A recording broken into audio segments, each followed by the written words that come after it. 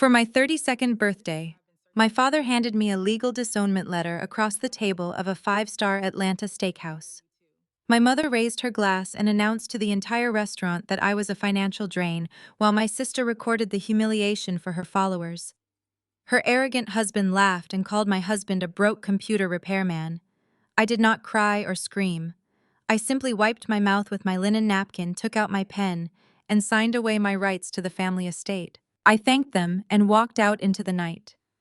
They had absolutely no idea that my husband was actually a billionaire.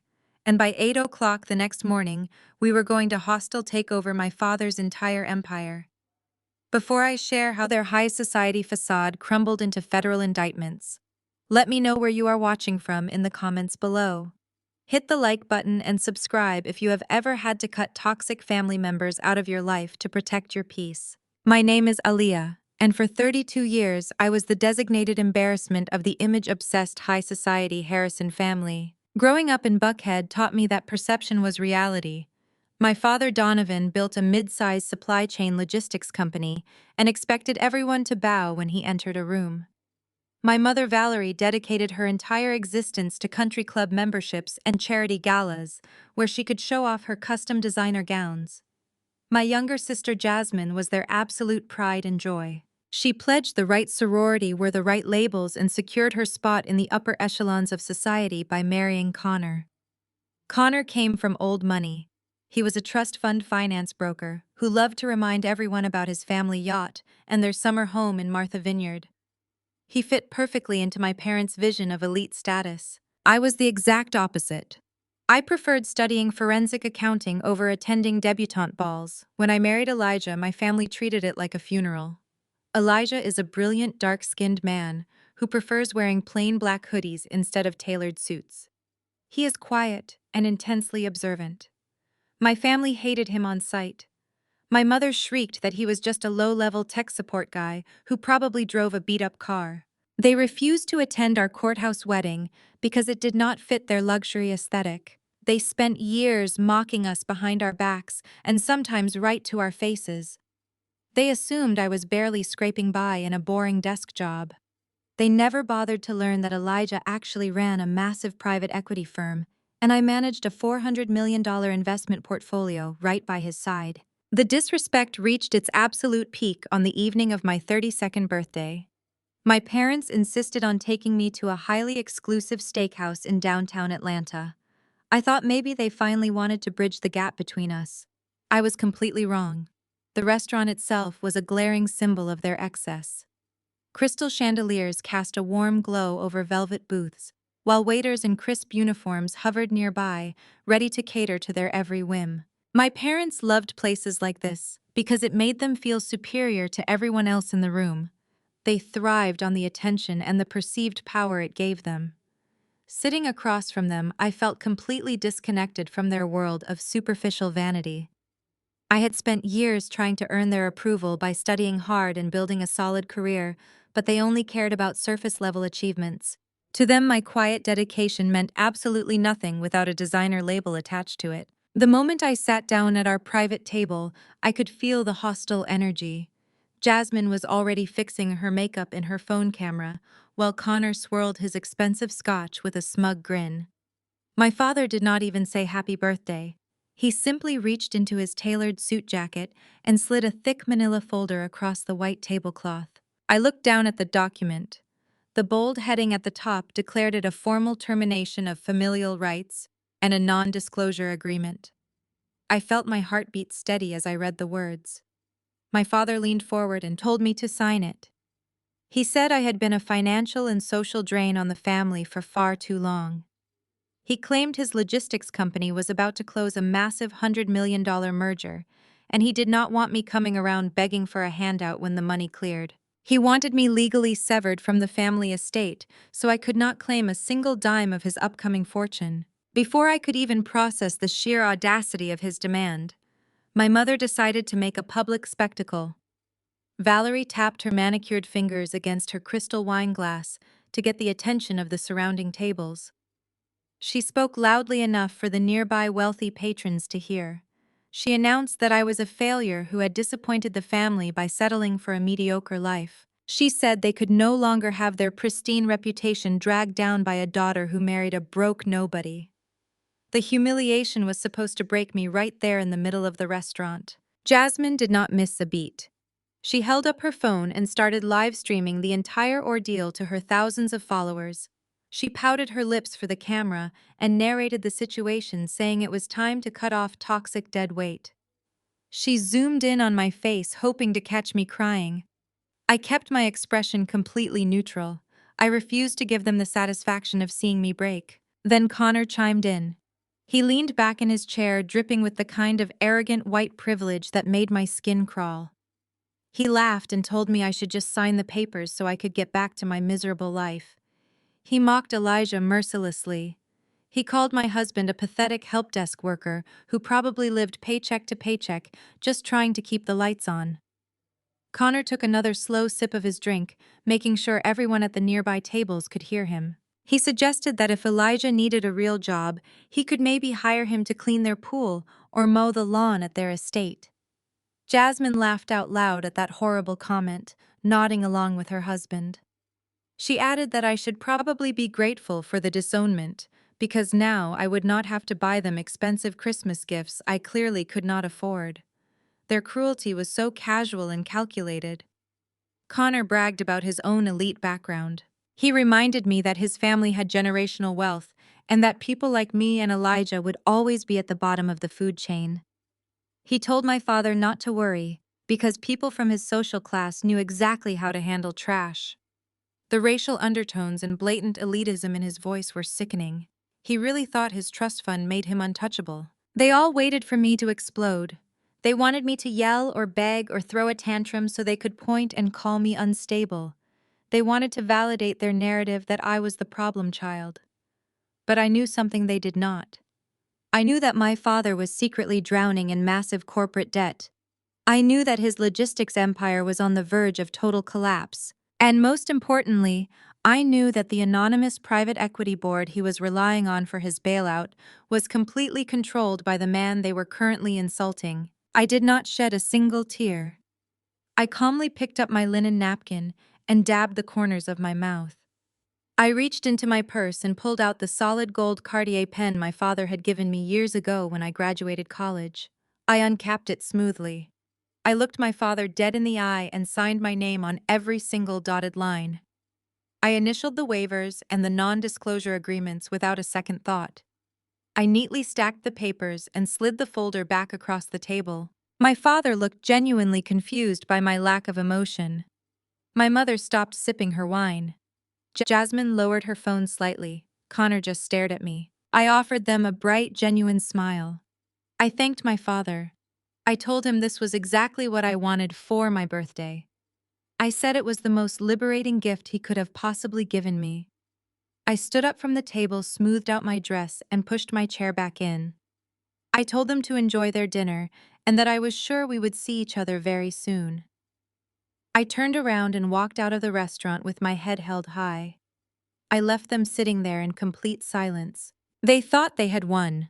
They thought they had successfully discarded the black sheep of the family. They were completely oblivious to the fact that I was walking straight out to a waiting Maybach where my billionaire husband was preparing to dismantle their entire existence.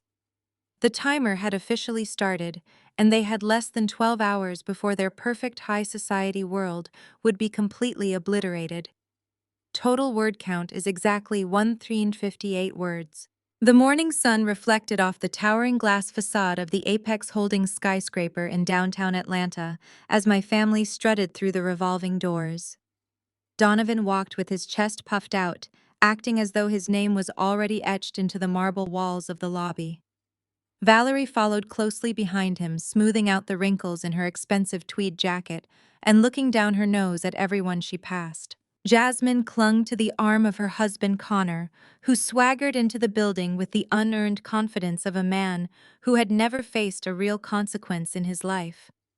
They moved as a united front of arrogance, completely unaware that they were walking directly into a trap I had carefully laid for them. Donovan desperately needed this meeting to go perfectly. Behind his tailored suit and his booming voice, he was a man drowning in a sea of his own financial crimes.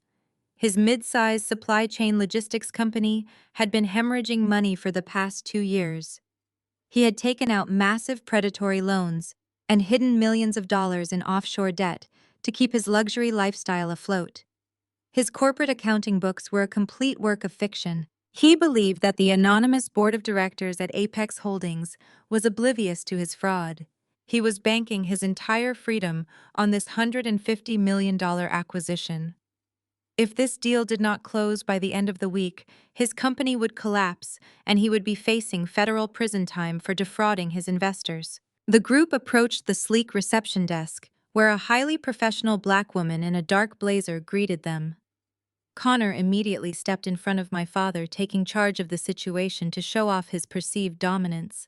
He did not bother to greet her. He simply slammed his hand on the marble counter and demanded that she escort them to the executive boardroom immediately. The receptionist maintained her composure and politely asked for their identification to issue visitor badges. Connor rolled his eyes and let out a loud, exasperated sigh. He leaned over the desk and told her that she clearly did not know who she was speaking to. He bragged about his elite country club connections and his family history in corporate finance. He threatened to have her fired the second the acquisition was finalized, claiming he would be cleaning house and getting rid of incompetent staff. Jasmine chimed in, agreeing with her husband and muttering that the help these days had absolutely no respect for their betters. The receptionist simply handed them their temporary badges without breaking her professional smile because she already knew exactly what was going to happen to them. Connor snatched the badges from her hand and led my family toward the private elevators, making a racially coded remark about how urban firms lacked the proper etiquette required for high-level corporate transactions. Once the elevator doors closed, my father praised Connor for putting the receptionist in her place. Valerie clapped her hands together in excitement. She told my father that as soon as the money hit their accounts, she was going to buy a brand new yacht.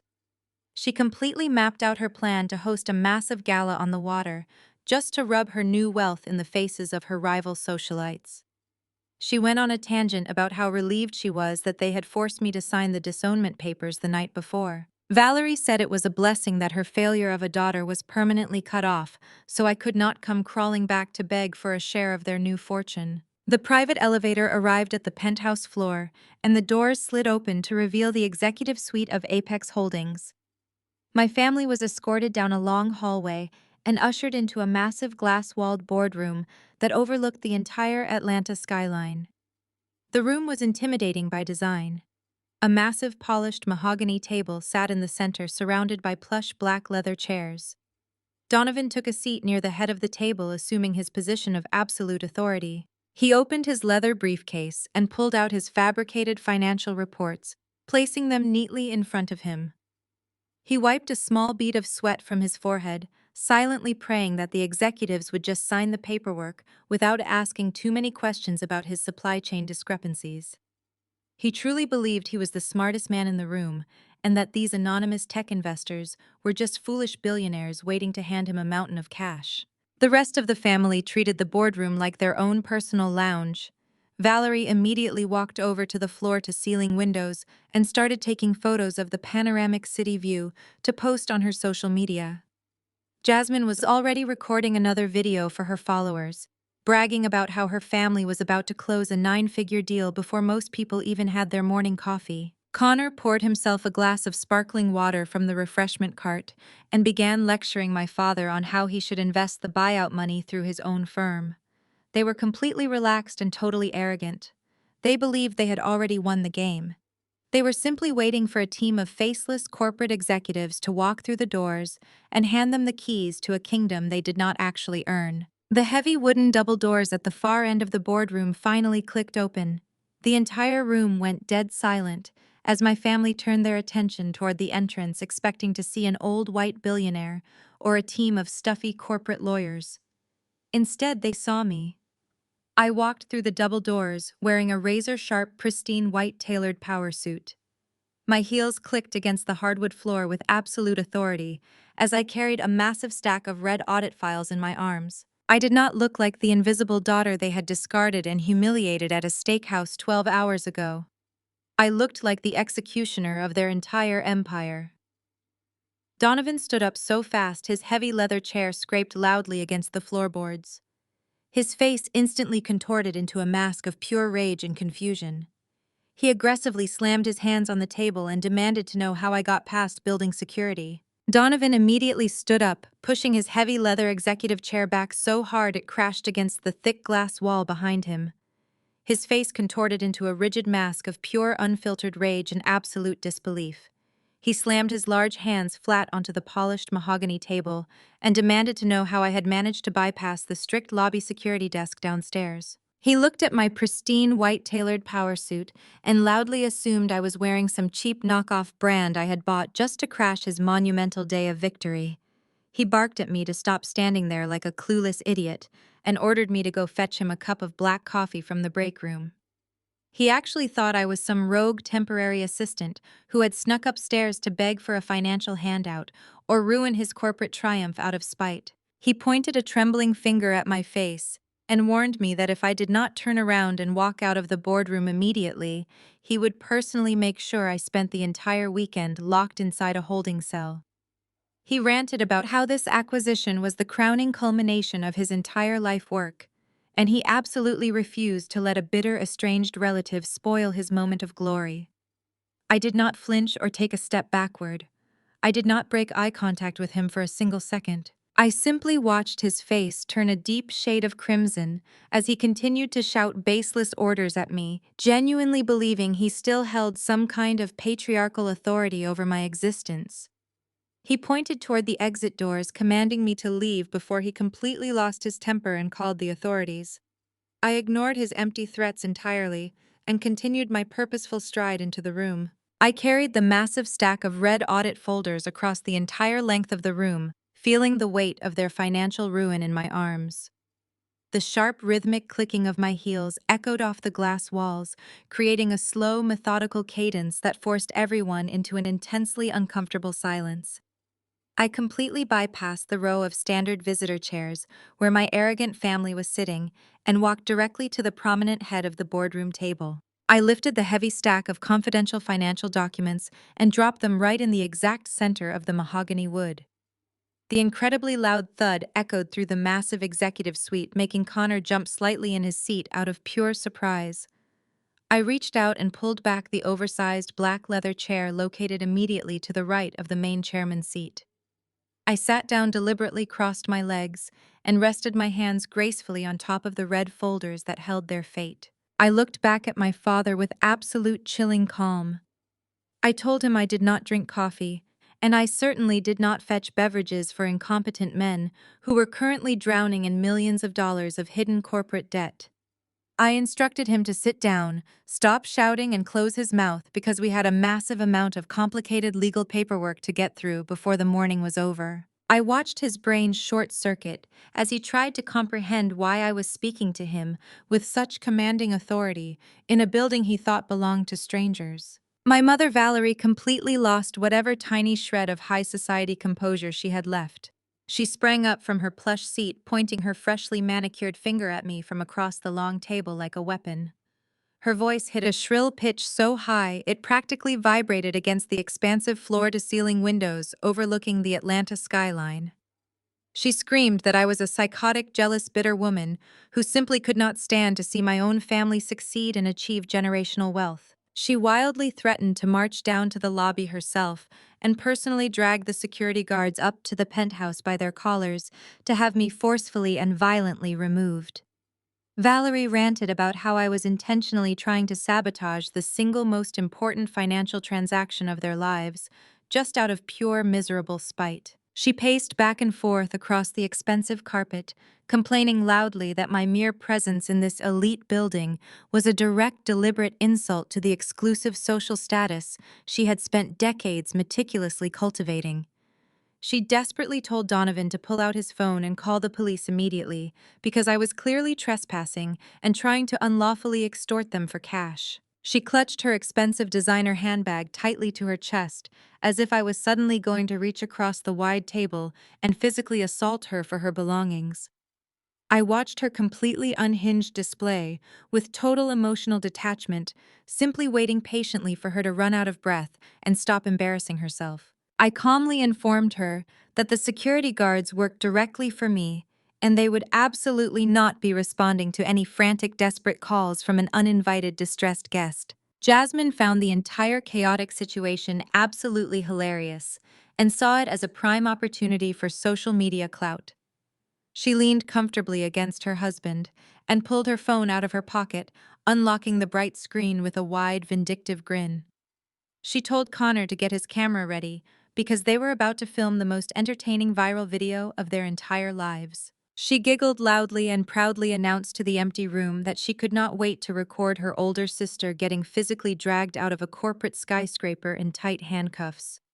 She viciously said she was going to post the humiliating video of my arrest on every single platform so her elite social circle could finally see how pathetic, crazy, and desperate I really was. Connor smirked widely and adjusted his expensive silk tie, leaning forward across the table to assert his perceived racial and financial dominance over the situation. He confidently warned me that his powerful family had deep generational connections with the local police chief and the district attorney office. He arrogantly boasted that he could make one quick phone call to his influential country club buddies and ensure I was permanently blacklisted from ever stepping foot inside any corporate building in downtown Atlanta again. He told me I was playing an incredibly dangerous game trying to intimidate important people who were entirely out of my league. He stubbornly insisted that the anonymous board of directors would be arriving any second, and they would be utterly disgusted to find a random street-level accountant sitting uninvited at their negotiation table. I simply smiled at his blatant, ignorant assumptions and tapped my fingers rhythmically against the audit files, waiting for the perfect cinematic moment to shatter his reality. Before Donovan could even pull his phone out of his pocket to dial the security desk, the heavy wooden double doors at the entrance of the boardroom swung open once again.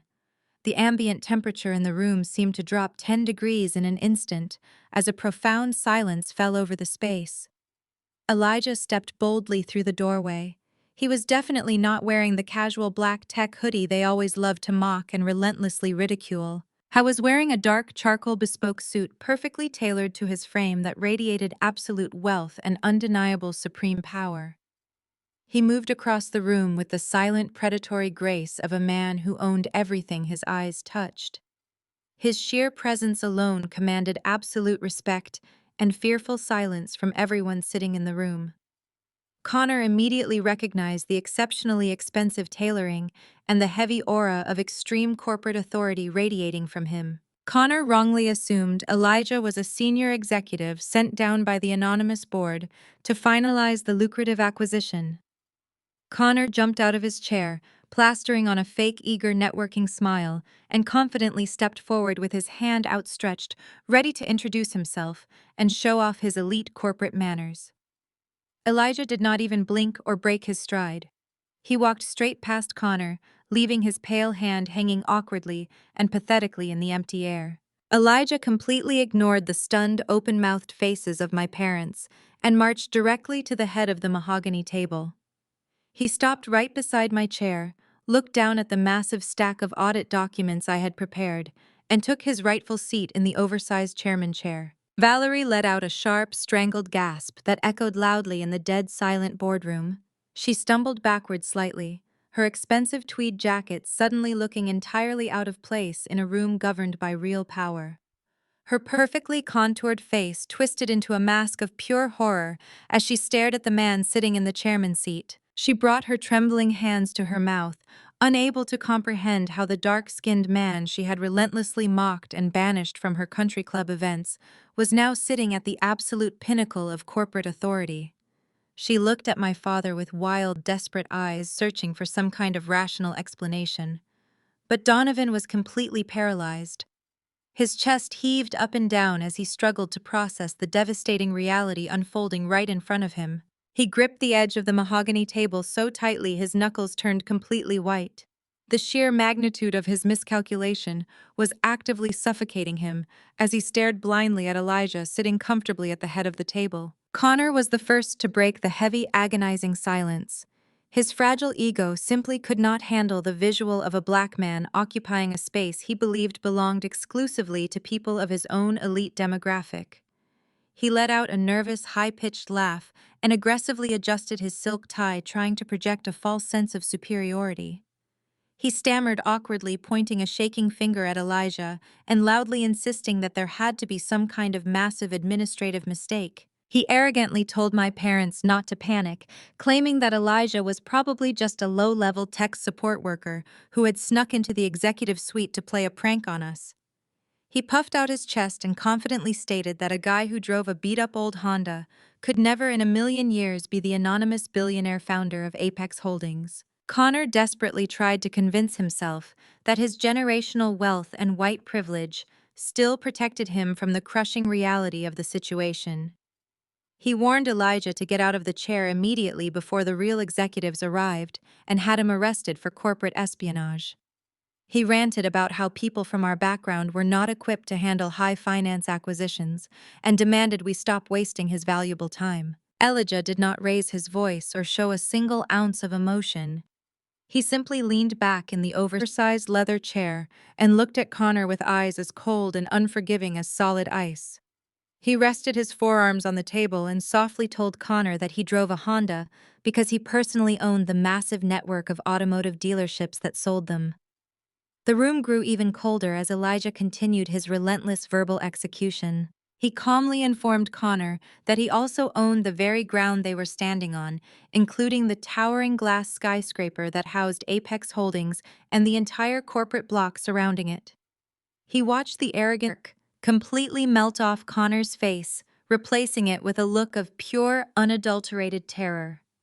Connor slowly lowered his pointing finger and took a stumbling step backward, physically retreating from the overwhelming aura of supreme authority radiating from my husband.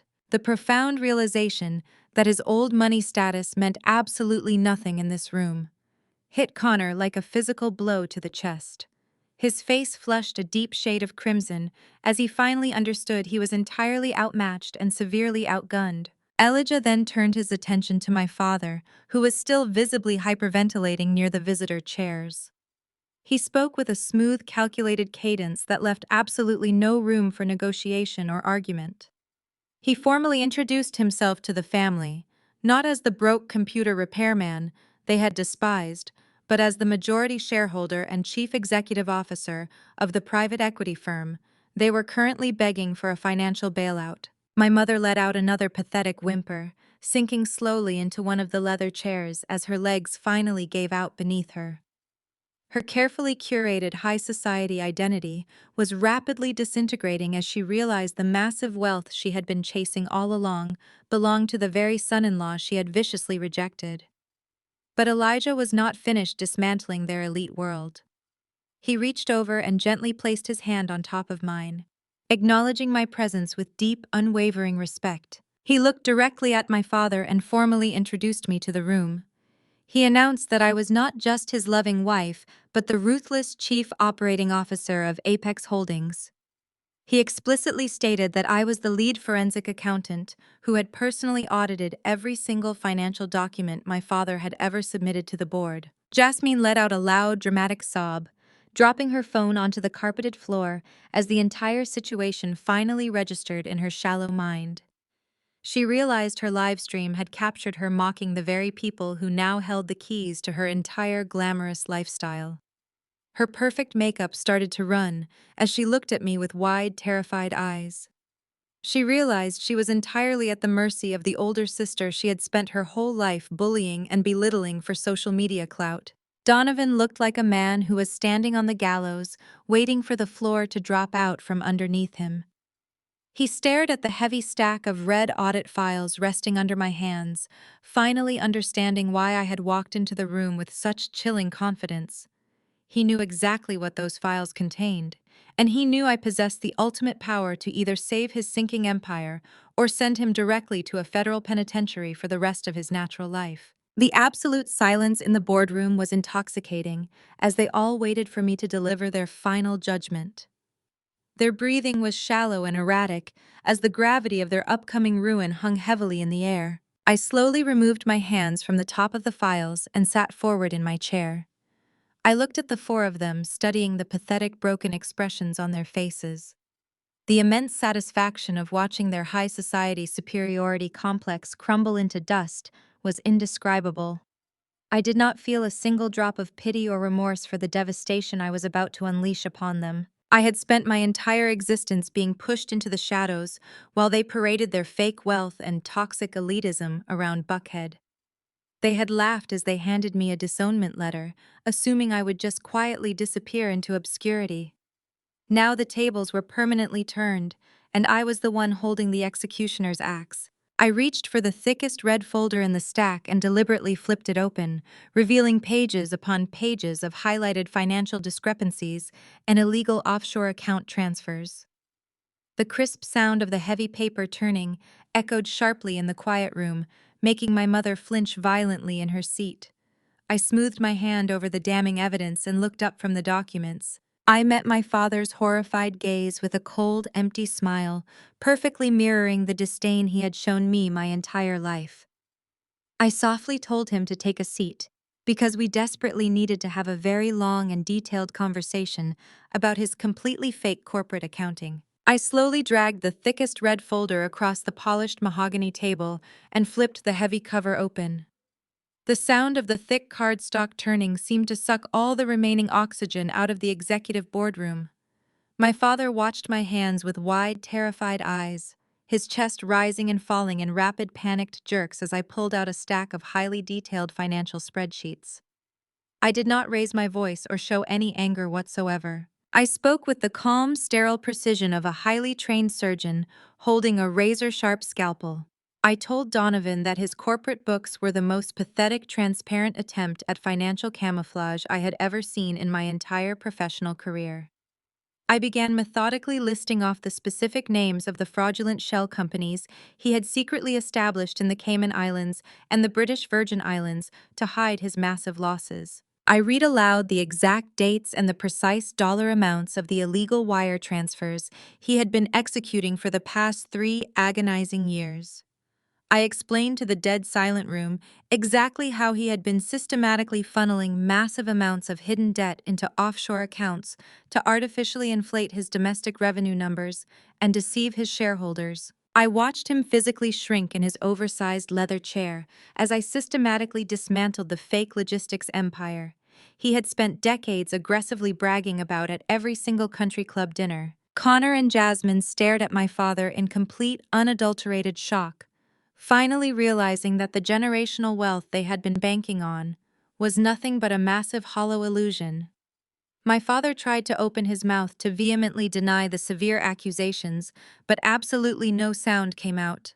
His vocal cords were completely paralyzed by the sheer magnitude of the irrefutable evidence sitting right in front of him. I reached back into the red folder and pulled out a secondary stack of highlighted bank statements, spreading them out across the expensive wooden table like a winning royal flush.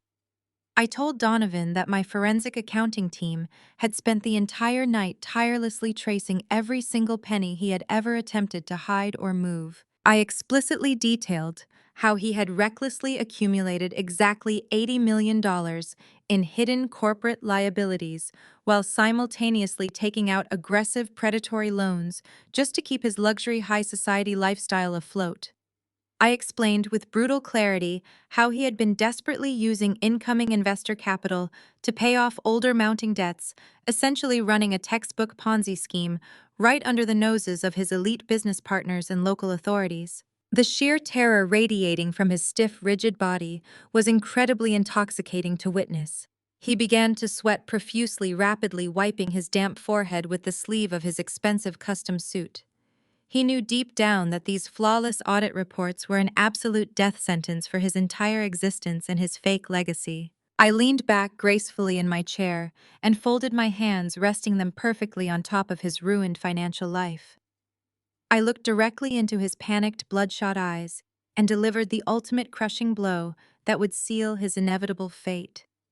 I calmly informed him that because of the massive $80 million fraud our auditors had undeniably uncovered, Apex Holdings was officially withdrawing our $150 million acquisition offer, effective immediately. The devastating words hung in the sterile air like a heavy executioner's blade waiting to drop.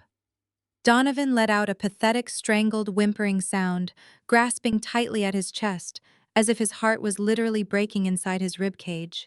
He knew exactly what the sudden withdrawal of this massive buyout meant for his immediate future. He knew beyond a shadow of a doubt that without the massive influx of cash from Apex Holdings, his failing logistics company would completely default on all of its outstanding loans by Friday afternoon. He realized with absolute horrifying clarity that when the ruthless banks inevitably called in their staggering debts, the federal authorities would instantly launch a full-scale aggressive investigation into his fraudulent accounting practices. He started desperately stammering out incoherent excuses, pleading pathetically with Elijah to ignore the massive red flags and blindly push the lucrative deal through anyway. He begged my husband to save him from federal prison, promising to surrender his entire remaining equity and all of his assets if Apex Holdings would just bail him out of the $80 million crater he had dug for himself. Elijah did not even blink or offer a single solitary syllable of comfort. He simply sat there perfectly still, like a cold stone statue, allowing my father to completely drown in the devastating consequences of his own catastrophic arrogance. My mother Valerie watched her husband completely unravel and instantly realized that her pristine high society life was rapidly evaporating right before her very eyes. She understood implicitly that without this massive buyout, she would swiftly lose her massive Buckhead mansion, her luxury vehicles, and her untouchable elevated status among the wealthy Atlanta elite. She desperately tried to pivot her failing strategy, entirely abandoning her previous vicious hostility for a sickeningly fake display of intense maternal vulnerability. She suddenly burst into dramatic tears, burying her face in her manicured hands and letting out loud theatrical sobs that echoed sharply off the thick glass walls. She stood up slowly from her chair and walked hesitantly toward me, her hands outstretched as if she was going to pull me into a warm, loving embrace. She begged me repeatedly to reconsider the strict audit findings, pleading with me to illegally sweep the $80 million debt under the rug for the sacred sake of our family bond. She cried heavily and loudly, telling me that blood was always thicker than water, and that a good, loyal daughter could never truly send her own father to a cold federal penitentiary. She weaponized her fake tears, trying relentlessly to manipulate my emotions by reminding me of all the supposedly happy childhood memories we shared, and promising over and over that things would be completely different moving forward. She sobbed continuously, using the word daughter repeatedly, like a blunt weapon trying to force a deep guilt trip that would somehow magically erase the decades of severe emotional abuse she had gladly inflicted upon me. I watched her pathetic, desperate performance with absolute complete emotional detachment. I did not feel a single ounce of sympathy or sorrow for the cruel woman who had publicly humiliated me and laughed at my pain just 12 short hours prior. I did not flinch or reach out to comfort her as she stood there weeping uncontrollably over the permanent loss of her superficial wealth and fake social standing. I simply reached calmly inside the breast pocket of my white tailored suit and pulled out the sharply folded legal document they had aggressively forced upon me the night before. I slowly unfolded the thick premium paper and deliberately slid the formal signed disownment letter across the polished mahogany table until it stopped right in front of her trembling hands. I looked up at her ruined, tear-stained face with an expression entirely devoid of mercy, forgiveness, or compassion. I told her to stop crying her fake tears and read the fresh signature resting at the very bottom of the page. I softly reminded her that according to the exact binding legal paperwork she and my father had gleefully shoved in my face at the restaurant, I was absolutely no longer a part of their bloodline or their family tree. I looked back and forth between Valerie and Donovan with a chilling, unyielding finality that completely shattered their last remaining sliver of desperate hope. I stated with absolute crystal-clear precision that I was not their daughter anymore. I am your auditor. Connor suddenly pushed his chair back and stood up, breaking the heavy tension that had completely paralyzed the rest of my family. His fragile ego simply could not tolerate the visual sight of his powerful father-in-law being completely dismantled and humiliated by a black woman and her billionaire husband. He buttoned his expensive custom suit jacket with a sharp, arrogant motion, stepping protectively in front of Donovan, like some kind of wealthy white savior riding in to rescue the helpless and incompetent. He let out a loud, condescending scoff, waving his hand dismissively at the towering stack of red audit files resting in front of my hands. He arrogantly declared that an $80 million corporate debt was absolutely nothing but a minor accounting error in the grand scheme of high-level corporate finance. He spoke with the overwhelming, unearned confidence of a man who had spent his entire life failing upward, completely insulated from real-world consequences by his massive family trust fund. He told my father to stop groveling and wipe the pathetic sweat off his face. Acting deeply offended that a respected society man like Donovan was showing such blatant weakness in front of people Connor clearly considered to be the absolute bottom of the social hierarchy.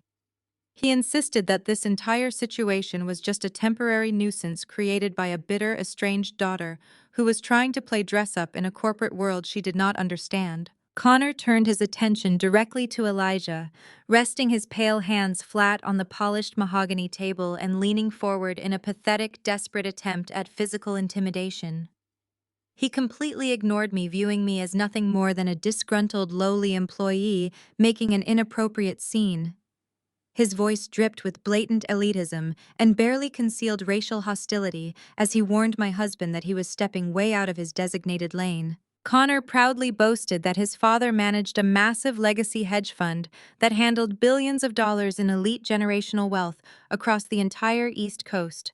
He arrogantly promised that he could easily make a single 5-minute phone call and have his family board wire $150 million to Donovan by the end of the business day, completely bypassing Apex Holdings and permanently saving the logistics empire. He sneered at Elijah, calling Apex Holdings a cute little urban firm that had probably only gotten this far because of diversity quotas and affirmative action government grants.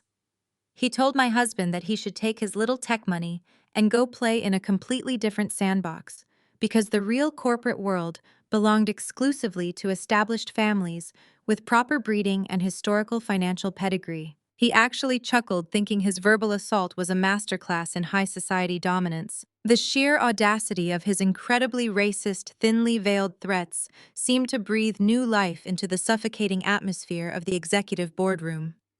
Valerie instantly straightened her posture, desperately clutching onto Connor's arrogant promises like a drowning woman finally finding a solid life raft. Her dramatic tears immediately stopped flowing, and the familiar haughty look of toxic superiority began to creep back onto her tear-stained face. She looked at me with renewed vicious venom, truly believing that her wealthy white son-in-law had just swooped in to permanently neutralize the massive financial threat I posed to their luxury lifestyle.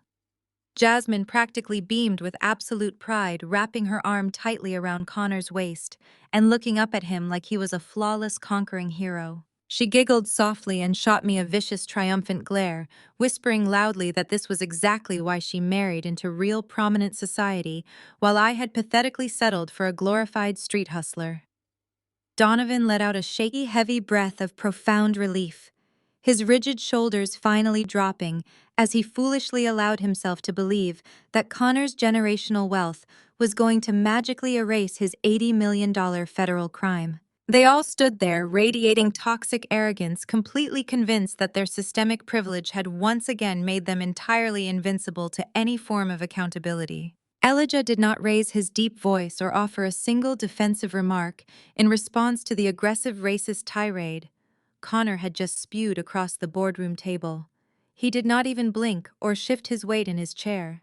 He simply sat back in his oversized chairman's seat and stared at Connor with a look of absolute, terrifying, predatory calm. The heavy silence in the room stretched out for several agonizing seconds as Elijah allowed Connor's pathetic, empty threats to hang aimlessly in the cold, sterile air. Elijah was a man who had built a massive global empire from absolutely nothing, crushing ruthless corporate competitors who were 10 times smarter and far more dangerous than the fragile trust fund boy currently throwing a temper tantrum in our boardroom. Elijah did not need to scream or aggressively assert his dominance because true absolute power never has to explain itself to pathetic weakness. He slowly turned his head away from Connor, completely dismissing the arrogant man, and his entire existence looking directly at me instead.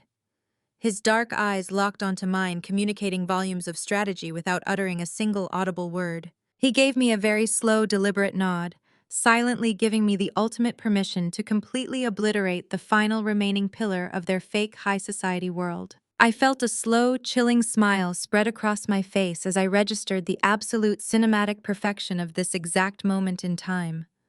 I did not react to the racist insults or the arrogant declarations of elite superiority, because getting visibly angry would incorrectly imply that Connor actually held some kind of emotional power over me.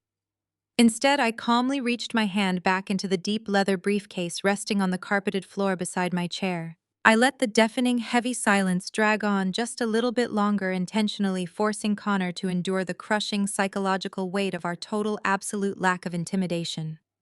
My fingers grasped the edge of a completely different folder, one that was notably thicker and far more destructive than the corporate audit files I had just used to shatter my father's fake logistics empire. I slowly lifted a sleek black folder and placed it deliberately on the mahogany table right next to the massive stack of red ones. I smoothed my hand over the dark matte cover, feeling the deeply satisfying texture of absolute irrefutable ruin resting just beneath my palms. I looked up and locked my eyes directly onto Connor's smug, confident face, watching the very first tiny flicker of genuine uncertainty finally cross his sharp features. I tilted my head slightly, keeping my voice incredibly soft but laced with lethal corporate precision. I told him that since he was so incredibly eager to loudly brag about his family legacy and their supposedly unlimited financial resources, it was only fair that we instantly shift the focus of our morning meeting. I slid the heavy black folder directly across the smooth wooden table until it stopped perfectly in front of his clenched fists. I smiled sweetly and told him we should talk about his father's massive hedge fund. I watched the remaining color completely drain from Connor's arrogant face as he stared blindly at the sleek black folder resting ominously on the polished mahogany table. His previous bravado evaporated into thin air, leaving behind nothing but a terrified hollow shell of a man who suddenly realized he was standing directly on a live landmine. He swallowed hard, his Adam's apple bobbing nervously against his expensive silk tie. He opened his mouth to speak, but his throat was visibly dry, and absolutely no sound came out. The heavy glass doors of the boardroom suddenly swung open with a soft metallic click, completely breaking the suffocating silence. Amara stepped quietly into the room, moving with the terrifying grace of an apex predator closing in on wounded prey. She was Elijah's chief financial counsel, a brilliantly ruthless attorney who executed corporate takeovers with absolute lethal precision. Her dark tailored suit and perfectly slicked back hair radiated an intimidating level of undisputed authority that instantly made Connor take a stumbling step backward. She walked directly to the table and picked up the black folder, her expression completely devoid of any warmth, pity, or mercy. She did not bother to introduce herself to my pathetic family, because apex predators do not ever introduce themselves to their next meal. Amara slowly opened the heavy matte cover of the folder and began reading from the crisp documents inside, her sharp voice echoing clearly against the thick glass walls of the executive suite. She did not yell or raise her tone, she simply delivered absolute financial devastation with the calm, rhythmic cadence of a ticking bomb. She looked directly at Connor and explicitly outlined every single desperate, illegal move he had made over the last 6 agonizing months to cover up his massive, uncontrollable gambling addiction. She read aloud the exact dates and the specific locations of the exclusive offshore casinos where he had recklessly hemorrhaged millions of dollars of his elite clients' money. She thoroughly detailed the intricate web of anonymous private equity loans he had secretly taken out, desperately trying to replenish the massive financial crater he had blasted into his own father's legacy hedge fund. Connor began to physically shake his pale hands, gripping the edge of the mahogany table so tightly just to keep himself standing upright. He had arrogantly believed that his complex financial maneuvers were completely untraceable, hidden securely behind layers of corporate shell companies and wealthy white privilege. Amara smoothly shattered that pathetic illusion by dropping a thick stack of signed promissory notes directly onto the table. She calmly informed him that my husband's firm had systematically tracked down and purchased every single piece of his hidden toxic debt. The crushing reality of the situation hit Connor with the devastating physical force of a runaway freight train. Amara looked him dead in the eyes, and stated with absolute surgical precision that he currently owed exactly $15 million directly to Elijah. She did not give him a single second to breathe, blink, or properly process the staggering amount before she delivered the final fatal blow to his entire existence. She formally informed him that according to the strict binding terms of the newly acquired promissory notes, Apex Holdings was officially calling in the entire massive loan effective immediately. She tapped her expensive pen against the polished wood and stated that he had until exactly 5 p.m. this afternoon to wire the full $15 million directly into our corporate holding account. My father Donovan let out a sharp, pathetic gasp, realizing that the wealthy, untouchable son-in-law he had just been desperately begging for a financial bailout was actually in far worse shape than he was. My mother Valerie pressed her trembling hands against her pale cheeks, completely horrified, as the final pristine pillar of her fake high society world violently collapsed right in front of her eyes. They were all helplessly watching the magnificent trust fund, Mirage, completely disintegrate into a pathetic burning pile of inescapable debt. Connor completely shattered under the unbearable, suffocating weight of his impending ruin. The arrogant, wealthy savior complex he had proudly paraded around the room just minutes ago vanished entirely, leaving a broken coward in its wake. His knees visibly buckled, and he practically collapsed onto the plush corporate carpet. He let out a pathetic, desperate sob and began physically crawling around the edge of the massive table toward Elijah's massive leather chair. The sight of this deeply entitled man groveling on the floor, completely stripped of his unearned pride and toxic superiority, was incredibly intoxicating to witness. He grabbed the edge of Elijah's armrest, weeping uncontrollably and aggressively, begging my husband to show him some kind of professional mercy. He threw away every single ounce of his remaining dignity, pleading man to man for a secret payment plan or a quiet private extension. He frantically whispered that if his strict, wealthy father found out about the embezzled client funds, he would be immediately disowned, publicly disgraced, and thrown directly into a federal prison. He aggressively promised to do anything Elijah wanted, offering to legally sign over his luxury vehicles, his imported watches, and his entire remaining trust fund portfolio, if Apex Holdings would just keep the massive debt a secret. He was a pathetic, sobbing mess, leaving damp tear stains on the expensive leather of my husband's chair as he desperately begged for the very salvation he had previously mocked us for needing. Elijah did not move a single muscle as the broken, desperate man wept pathetically at his feet. He looked down at Connor with an expression of absolute freezing disgust. He did not feel a single drop of pity for the racist, arrogant fool who had just spent the last 10 minutes viciously insulting our intelligence, our background, and our immense success. Elijah slowly leaned forward in his massive chairman's seat, forcing Connor to look up into his dark, unforgiving eyes. The sprawling boardroom was dead silent, except for Connor's erratic, desperate panting. Elijah spoke in a low, terrifying rumble that vibrated with absolute lethal finality. He completely ignored Connor's pathetic business proposals and cut straight to the undeniable core of his fatal mistake. He coldly stated, "You disrespected my wife." The simple, devastating sentence hung heavily in the cold, sterile air. A brutal reminder that Connor's absolute ruin was not just a calculated business transaction, it was a deeply personal execution. Elijah casually brushed invisible dust off his immaculate custom suit jacket and delivered his final unyielding judgment. He softly told Connor that he had until exactly 5 p.m.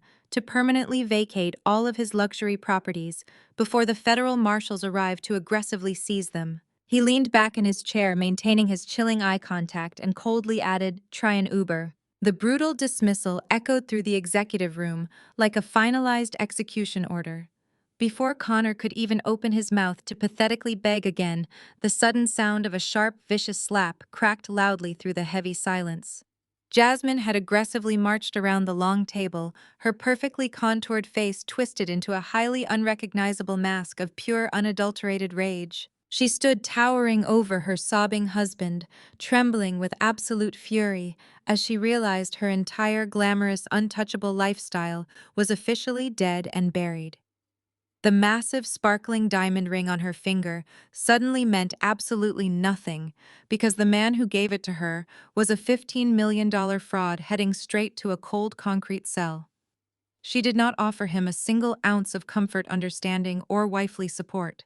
Instead, she looked down at the pathetic, groveling man she had married strictly for status and completely turned on him like a starving rabid hyena.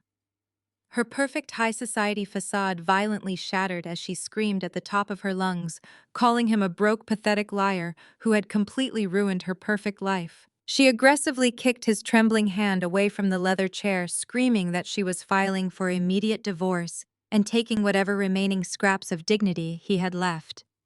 The flawless, pristine marriage they had constantly rubbed in my face was violently bleeding to death right there on the boardroom floor. Jasmine did not just stop at screaming, she completely lost whatever fragile grip she had left on her pristine high society sanity.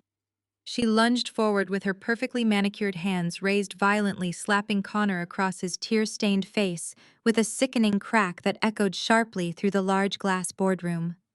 Connor cowered pathetically on the expensive carpet, raising his shaking arms to desperately shield his head. But Jasmine was absolutely relentless in her furious assault. Connor desperately tried to grab her wrists, begging her to calm down and promising that he could somehow fix the missing trust fund. But his pathetic whimpering only fueled her violent rage further.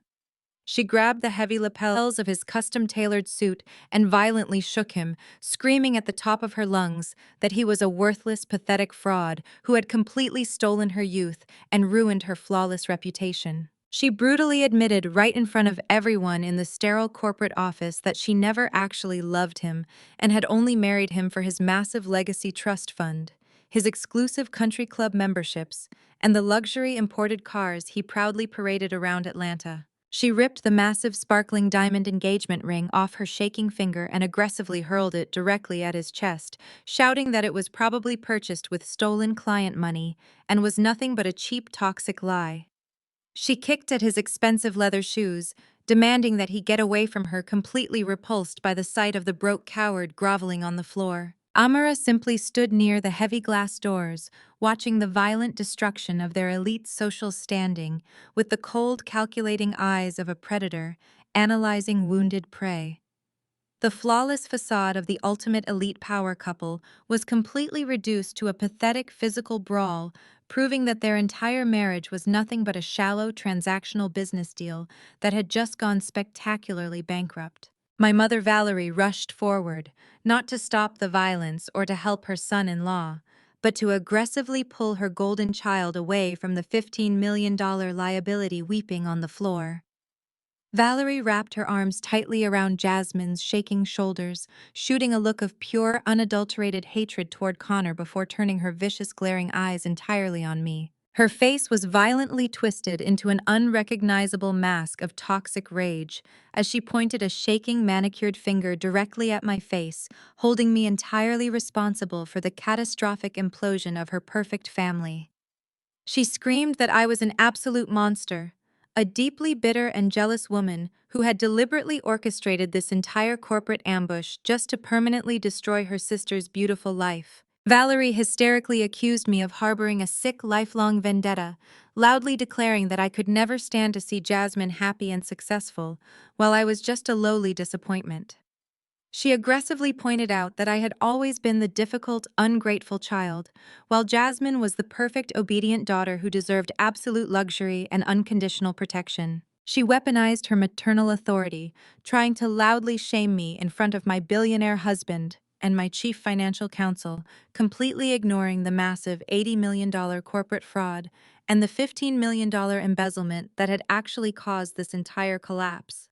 She demanded that I fix this, instantly screaming that a real sister would never let her own flesh and blood face such massive public humiliation and sudden financial ruin. She commanded me to force Elijah to erase Connor's debt and reinstate the logistics buyout, acting as if my massive corporate power was simply a convenient family tool she could finally control. I sat perfectly still in my heavy leather chairman's seat, watching my mother's pathetic theatrical meltdown with absolute complete emotional detachment. I did not raise my voice or try to aggressively defend myself against her toxic accusations, because the irrefutable truth was a far more lethal weapon than any loud emotional outburst. I calmly leaned forward, resting my elbows on the polished mahogany table, and looked directly into Valerie's hysterical, tear-filled eyes, freezing her toxic rant mid-sentence. I reminded her with slow surgical precision about a very specific Tuesday afternoon, exactly 10 years ago, when I went to the local bank branch to pay my final university tuition installment. I explicitly detailed to the dead silent boardroom how I had spent 4 exhausting years working grueling double shifts at a greasy local diner, meticulously saving every single penny in a joint account my mother had demanded to remain on for emergency purposes. I coldly recalled the exact horrifying moment.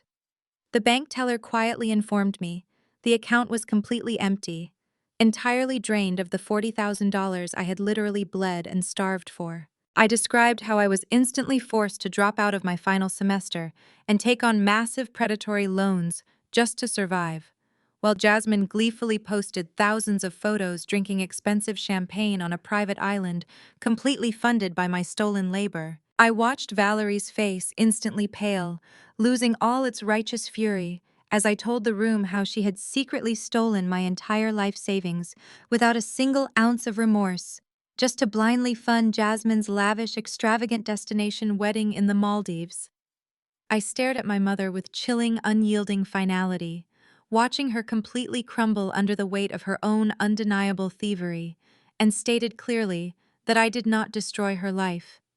Mom, I just stopped funding it.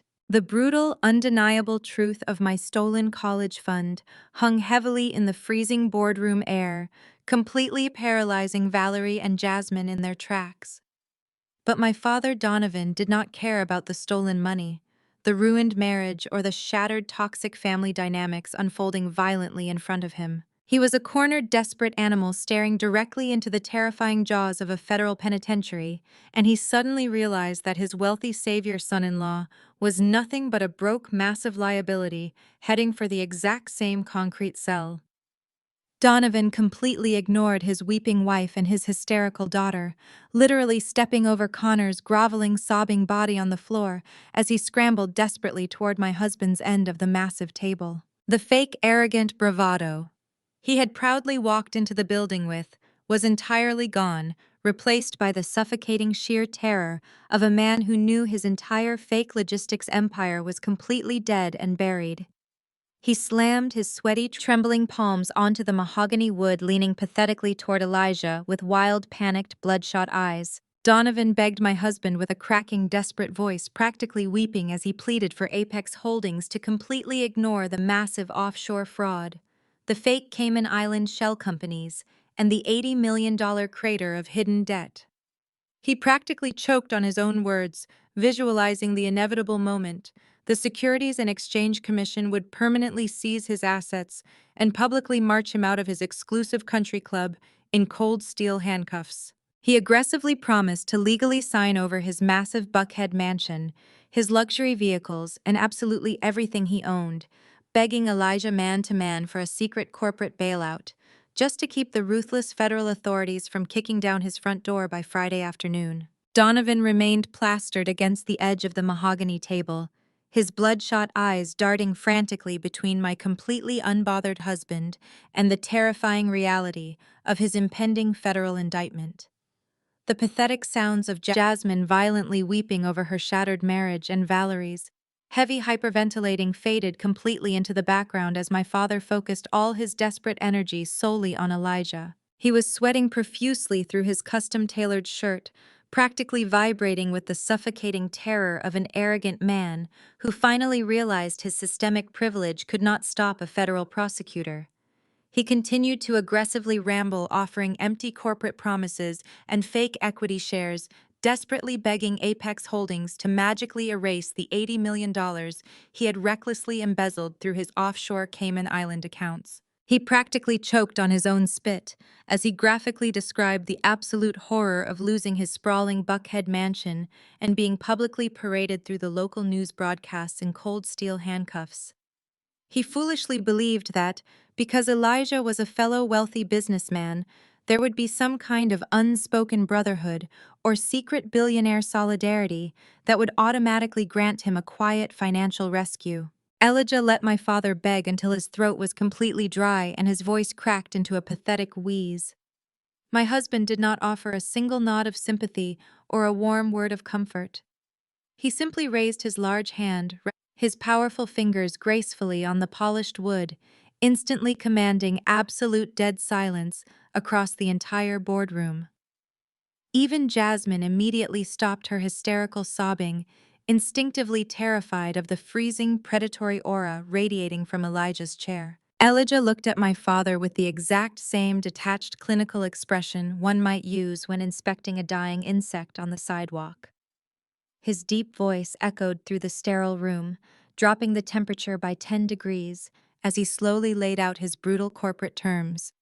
He calmly confirmed that his massive global firm was fully capable of absorbing the toxic $80 million debt before the Securities and Exchange Commission finalized their devastating investigation. He stated with lethal precision that Apex Holdings could instantly liquidate the fake shell companies, quietly pay off the massive federal fines, and permanently ensure that Donovan never spent a single terrifying night sleeping on a concrete prison bed. The sheer, overwhelming wave of relief that violently washed over my father's sweaty face was absolutely nauseating to witness.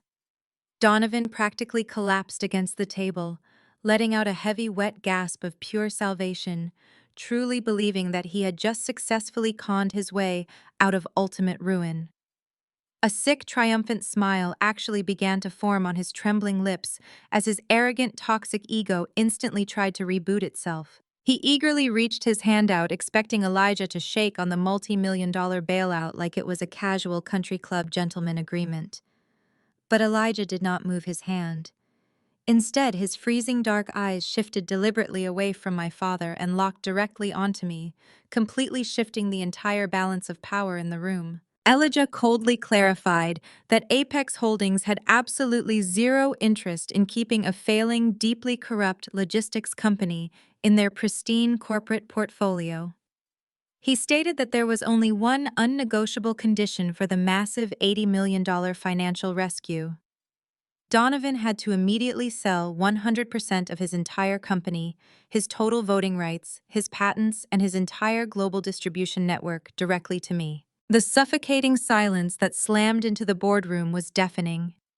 Valerie let out a sharp, horrified gasp, practically choking on her expensive pearl necklace, as the idea that her arrogant husband would be forced to permanently surrender his precious empire to the very daughter they had relentlessly labeled as a complete failure was a psychological blow she simply could not process. Donovan aggressively recoiled from the table, his face draining of all color as his false sense of victory violently shattered into pieces.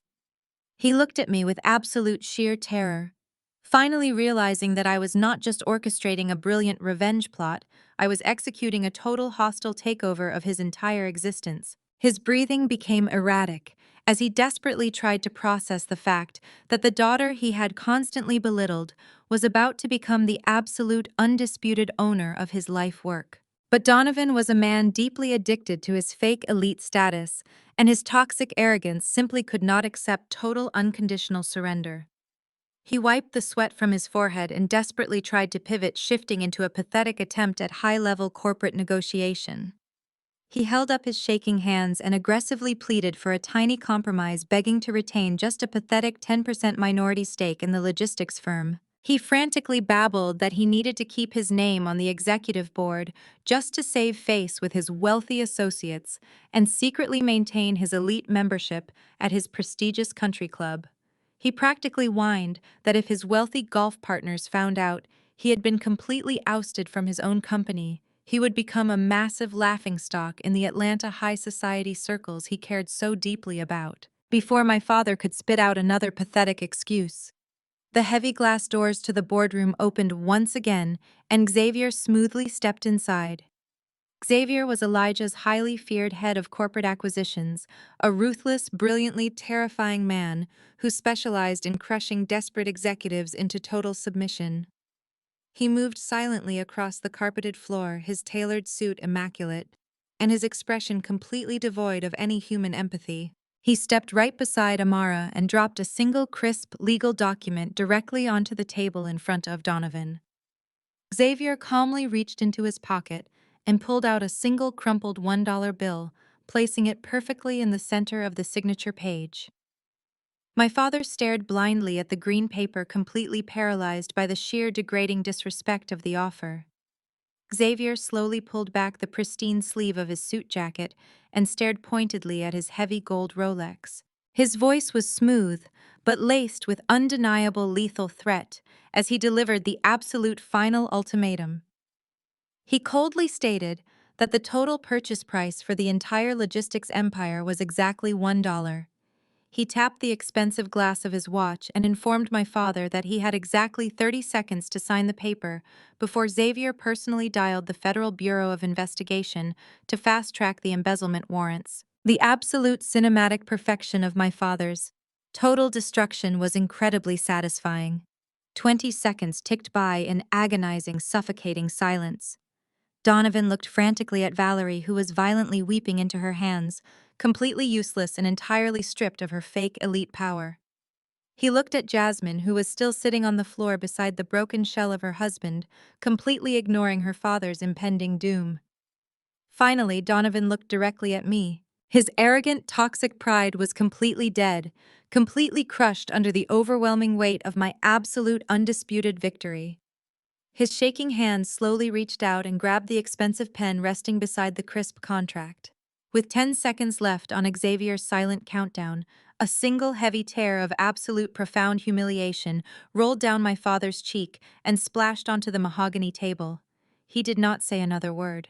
Utterly broken and entirely defeated, Donovan pressed the pen to the paper and aggressively signed away his entire global empire, handing his entire life work over to his failure of a daughter for a single crumpled dollar bill. The heavy glass doors of the executive suite clicked shut, sealing the absolute destruction of my father's fake corporate legacy and ending his pathetic reign of terror. Xavier silently signaled for the building security team to formally escort my completely shattered family down to the ground floor. I walked several paces behind them alongside Elijah and Amara, watching the pathetic procession of formerly untouchable socialites being herded toward the exit like common trespassers. The pristine marble floors of the grand lobby echoed with the sharp, frantic clicking of Valerie's designer heels as she desperately tried to keep up with the towering security guards. Donovan was practically a walking ghost, staring blindly ahead at the revolving glass doors, while Connor and Jasmine walked as far apart from each other as physically possible, their pristine, toxic marriage completely dead. As we reached the center of the expansive sunlit lobby, right in front of the main reception desk, Valerie suddenly stopped dead in her tracks. She aggressively shoved a security guard's arm away and spun around to face me, launching into her final desperate tactic to save her pathetic elite lifestyle. The toxic, raging monster that had screamed at me in the boardroom just minutes ago was instantly replaced by a hysterical, weeping mother, frantically grasping for any possible emotional leverage. Valerie quickly closed the distance between us and threw her trembling hands onto my forearms, digging her perfectly manicured nails into my tailored jacket. She let out a loud, dramatic sob that instantly drew the attention of the receptionists and passing corporate employees who stopped to watch the pathetic spectacle. She begged me with wide, terrified eyes, pleading with me to remember that she was the woman who gave birth to me and raised me. Her voice cracked perfectly as she frantically promised that things would be completely different now that Donovan had permanently lost the company. She swore that we could go to intense family counseling and rebuild our broken relationship, begging me not to throw my own flesh and blood out onto the unforgiving streets. She completely ignored the undeniable fact that she had literally just justified stealing my entire college fund upstairs, choosing to play the ultimate victim instead. Her tears flowed freely, ruining her expensive designer makeup, as she loudly begged me to at least let them keep the sprawling Buckhead mansion. She cried that the massive luxury estate was her only remaining sanctuary, filled with precious family memories, and that a daughter could never be so incredibly cruel as to make her own aging mother homeless. I looked down at her shaking hands, clutching my jacket, feeling absolutely nothing but freezing, clinical detachment.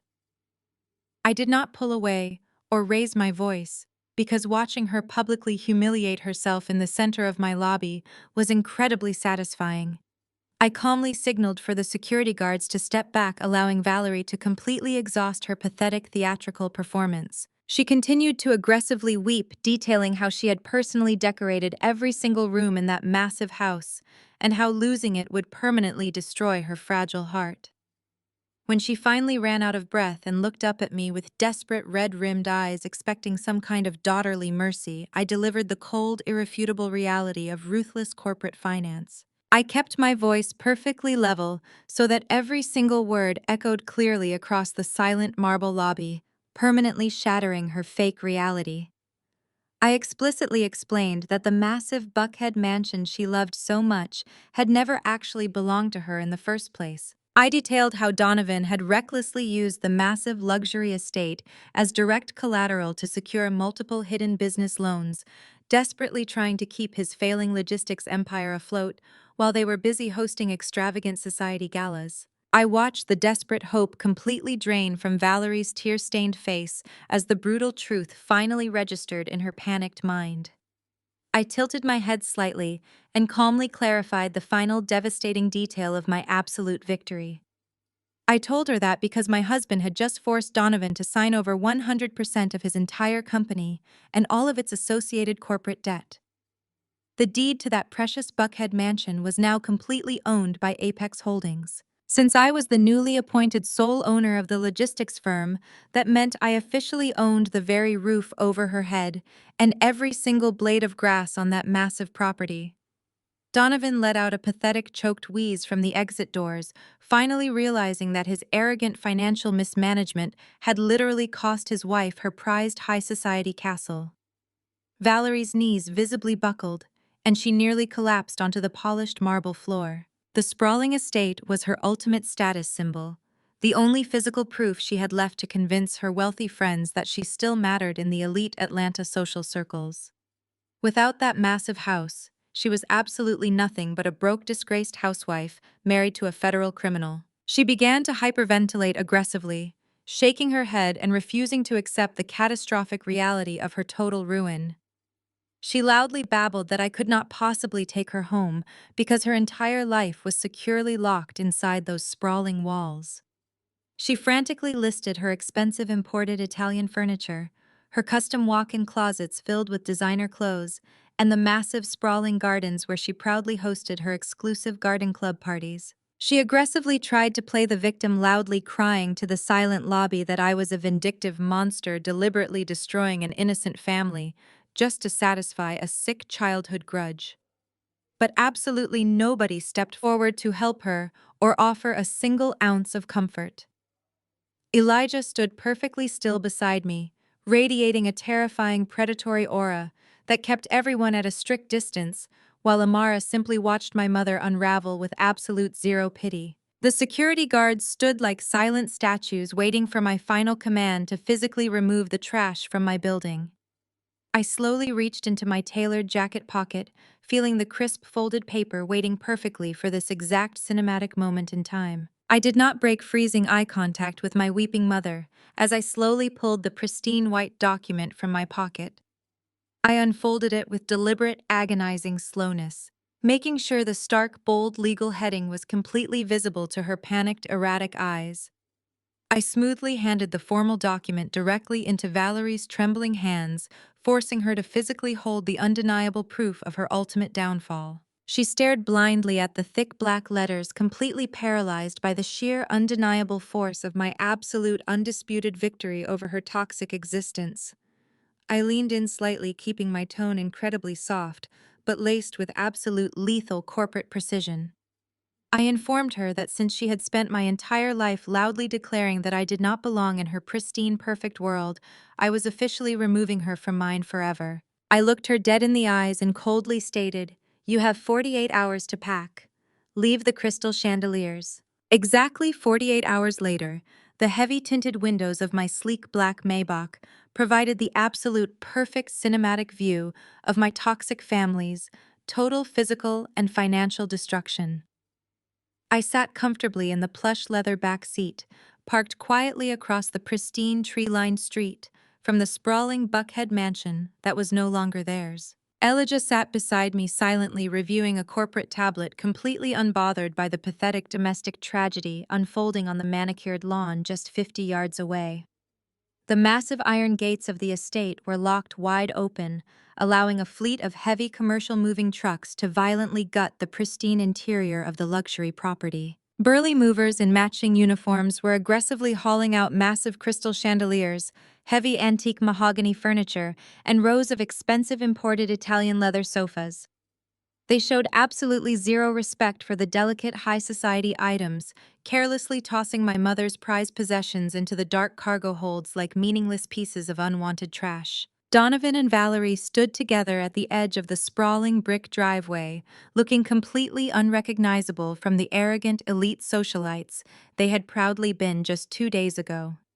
My father was wearing a wrinkled golf shirt, his face deeply haggard, and his shoulders violently slumped under the crushing permanent weight of his $1 corporate surrender. He looked exactly like a broken, pathetic ghost, staring blindly at the massive moving trucks as they systematically stripped away every single piece of his fake, untouchable legacy. Valerie was a complete hysterical mess, shivering visibly in the cool morning air without her expensive designer coats. She was desperately clutching a small cardboard box of personal items, weeping uncontrollably as she watched the professional movers aggressively dismantle her ultimate high society sanctuary. Their wealthy, elite neighbors were already standing at the edge of their own sprawling lawns, whispering viciously behind their hands and eagerly watching the magnificent downfall of the neighborhood kings. The sheer absolute humiliation of their public eviction was deeply satisfying to witness, but the true climax of my corporate execution had not even arrived yet. The quiet, peaceful hum of the wealthy neighborhood was suddenly violently shattered by the aggressive screeching of heavy tires. 3 unmarked black SUVs and 2 local police cruisers aggressively swarmed the pristine driveway, blocking the massive moving trucks and flashing their blinding red and blue lights across the manicured grass. The heavy doors of the tactical vehicles flew open instantly, and a dozen stern federal agents wearing dark tactical vests with the letters FBI and SEC boldly printed across their broad backs marched directly onto the property. They completely ignored my weeping mother and my broken father, bypassing the main house entirely and heading straight toward the luxury guest house near the pool where Connor and Jasmine had been pathetically hiding out since the boardroom massacre. The heavy wooden door of the guest house was violently kicked open, and the federal agents swarmed the interior with absolute lethal precision. Less than 2 minutes later, they dragged Connor out onto the pristine brick driveway in cold steel handcuffs. The formerly arrogant trust fund prince was completely stripped of his fake elite armor and his toxic, unearned pride. He was wearing wrinkled designer sweatpants and a stained t-shirt, weeping loudly like a terrified, helpless child as the federal marshals aggressively pushed him toward the waiting police cruiser. He was practically choking on his own tears, begging the stoic agents to let him call his strict, wealthy father, desperately pleading for a high-priced lawyer, but his pathetic cries fell on completely deaf ears.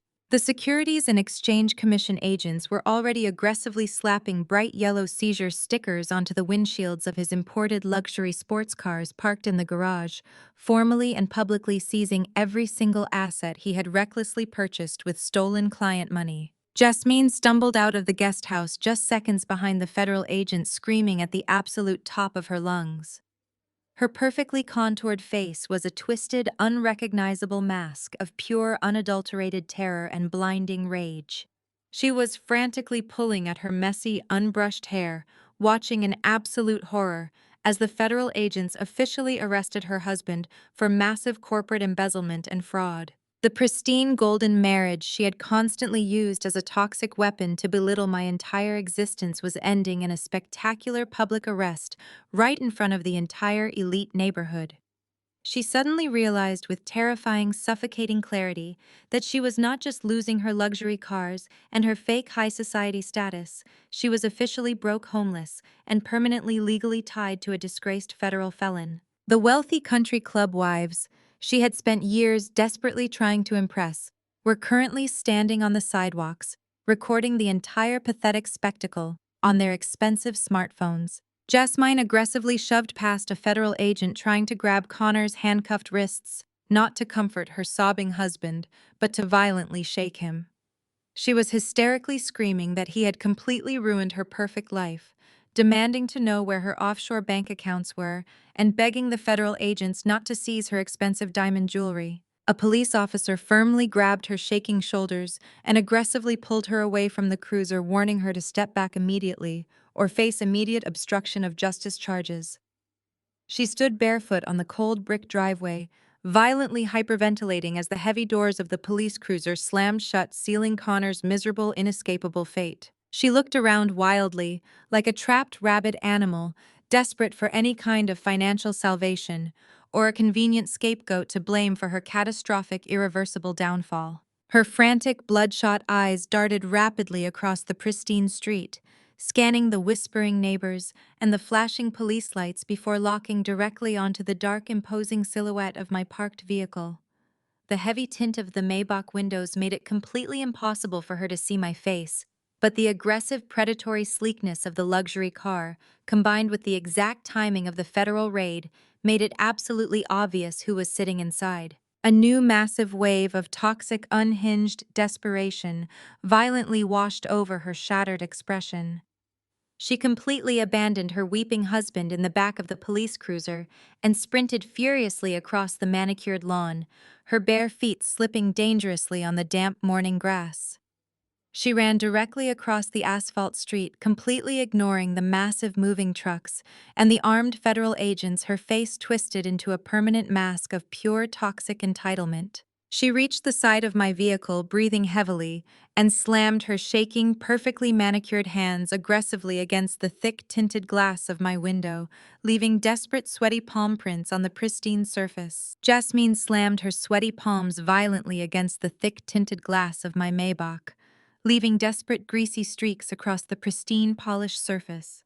She was completely unrecognizable from the flawless, arrogant Atlanta socialite she had proudly been just weeks ago. Her expensive designer clothes were violently wrinkled and visibly stained. Her perfect, expensive silk press was entirely ruined by the damp morning air, and her perfectly contoured face was twisted into a grotesque mask of pure, unadulterated panic. She pressed her tear-stained face frantically against the dark glass, desperately trying to peer into the completely silent, luxurious interior, entirely ignoring the heavy, terrifying presence of the armed federal agents who were aggressively dragging her weeping husband into the back of a police cruiser just a few yards away. The sheer staggering level of her toxic entitlement was absolutely breathtaking as she aggressively clawed at the chrome door handle, demanding immediate entry into the very sanctuary of the sister she had spent her entire miserable life ruthlessly trying to destroy. Elijah sat perfectly still beside me, in the plush, heavy leather seat, his dark, freezing eyes radiating a lethal, predatory calm as he silently watched my sister publicly humiliate herself on the damp asphalt. He did not say a single word or attempt to intervene, simply resting his large, warm hand deliberately over mine, offering his silent, unwavering support as I patiently prepared to deliver the absolute final devastating blow to Jasmine's shattered reality. I slowly reached forward and pressed the sleek silver button on the door console, letting the heavy tinted window glide down with a quiet, expensive hum, completely exposing Jasmine to the freezing clinical reality of my absolute, undisputed victory. The exact moment the window lowered, Jasmine aggressively thrust her shaking manicured hands inside the luxurious cabin, desperately trying to grab the fabric of my tailored jacket. The toxic, raging monster that had violently attacked her husband in the corporate boardroom was instantly completely gone, entirely replaced by a hysterical, weeping victim, perfectly trained by our toxic mother to manipulate absolutely any situation. Her voice cracked dramatically as she launched into a pathetic, loud theatrical performance, violently weeping and loudly declaring that she had nowhere else to go and that her entire flawless life had just been ruthlessly ripped away from her. She aggressively tried to play the ultimate family card, frantically reminding me that we shared the exact same blood, and that despite every single terrible thing that had happened, we were ultimately still sisters. She frantically reached deep into her toxic arsenal of emotional manipulation, heavily weaponizing our shared heritage, loudly crying that Black women absolutely needed to stick together in this ruthless, unforgiving world, and that elite society was already entirely too hard on us for us to be completely tearing each other apart. She practically choked on her own desperate fake tears as she aggressively begged me to let her move into my sprawling penthouse, blindly promising that she would be perfectly quiet and stay completely out of my way if I just granted her a tiny shred of sisterly mercy. She completely and entirely ignored the undeniable glaring fact that her current homeless broke and publicly disgraced status was entirely the direct result of her own toxic greed and her husband's massive $80 million federal fraud. I sat perfectly still against the plush, expensive leather seat, watching her hysterical, pathetic performance with absolute, complete emotional detachment. I did not flinch or pull away from her desperate, shaking hands, because her fake, toxic tears meant absolutely nothing to me anymore. The sheer, unhinged audacity of her actively trying to invoke sisterhood and deep racial solidarity after spending her entire elite existence deliberately stepping on my neck to brutally elevate her own fake status was deeply and fundamentally insulting. I slowly reached into my structured designer handbag and pulled out my sleek smartphone, keeping my freezing dark eyes locked directly onto her panicked, erratic, tear-stained face. I did not raise my voice or offer any loud, dramatic villain monologue, because true, absolute corporate power does not require any unnecessary volume. I simply pressed my thumb against the glowing screen and instantly synced the specific audio file directly to the Maybach's massive premium surround sound system, perfectly preparing to amplify the crisp, undeniable truth across the quiet, wealthy morning street. The heavy bass of the luxury car speakers suddenly projected a crystal-clear recording of Jasmine's own cruel, arrogant voice, echoing loudly and violently into the freezing morning air. It was the exact specific audio file from the infamous family dinner, the exact night where my toxic parents had proudly and viciously disowned me, perfectly capturing the exact devastating moment Jasmine had laughed directly in my face and viciously mocked my tiny studio apartment and my supposedly worthless career. The high-definition recording was absolutely flawless, picking up every single toxic chuckle and every single arrogant, degrading insult she had proudly hurled at me while she sat confidently beside her wealthy fraud of a husband. The unmistakable sound of her own vicious laughter completely paralyzed Jasmine, instantly freezing her desperate, shaking hands mid-air as the brutal, undeniable proof of her lifelong cruelty violently washed over her. The wealthy elite neighbors standing on the pristine sidewalks and the armed federal agents finalizing Connor's arrest could clearly and perfectly hear the crystal-clear audio, entirely exposing Jasmine's fake weeping victim routine for exactly what it truly was.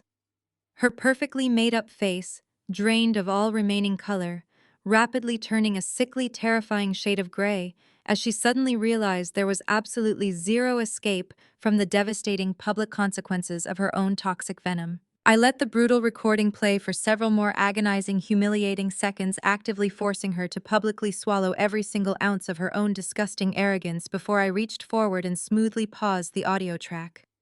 The sudden heavy silence that violently slammed into the street was absolutely deafening.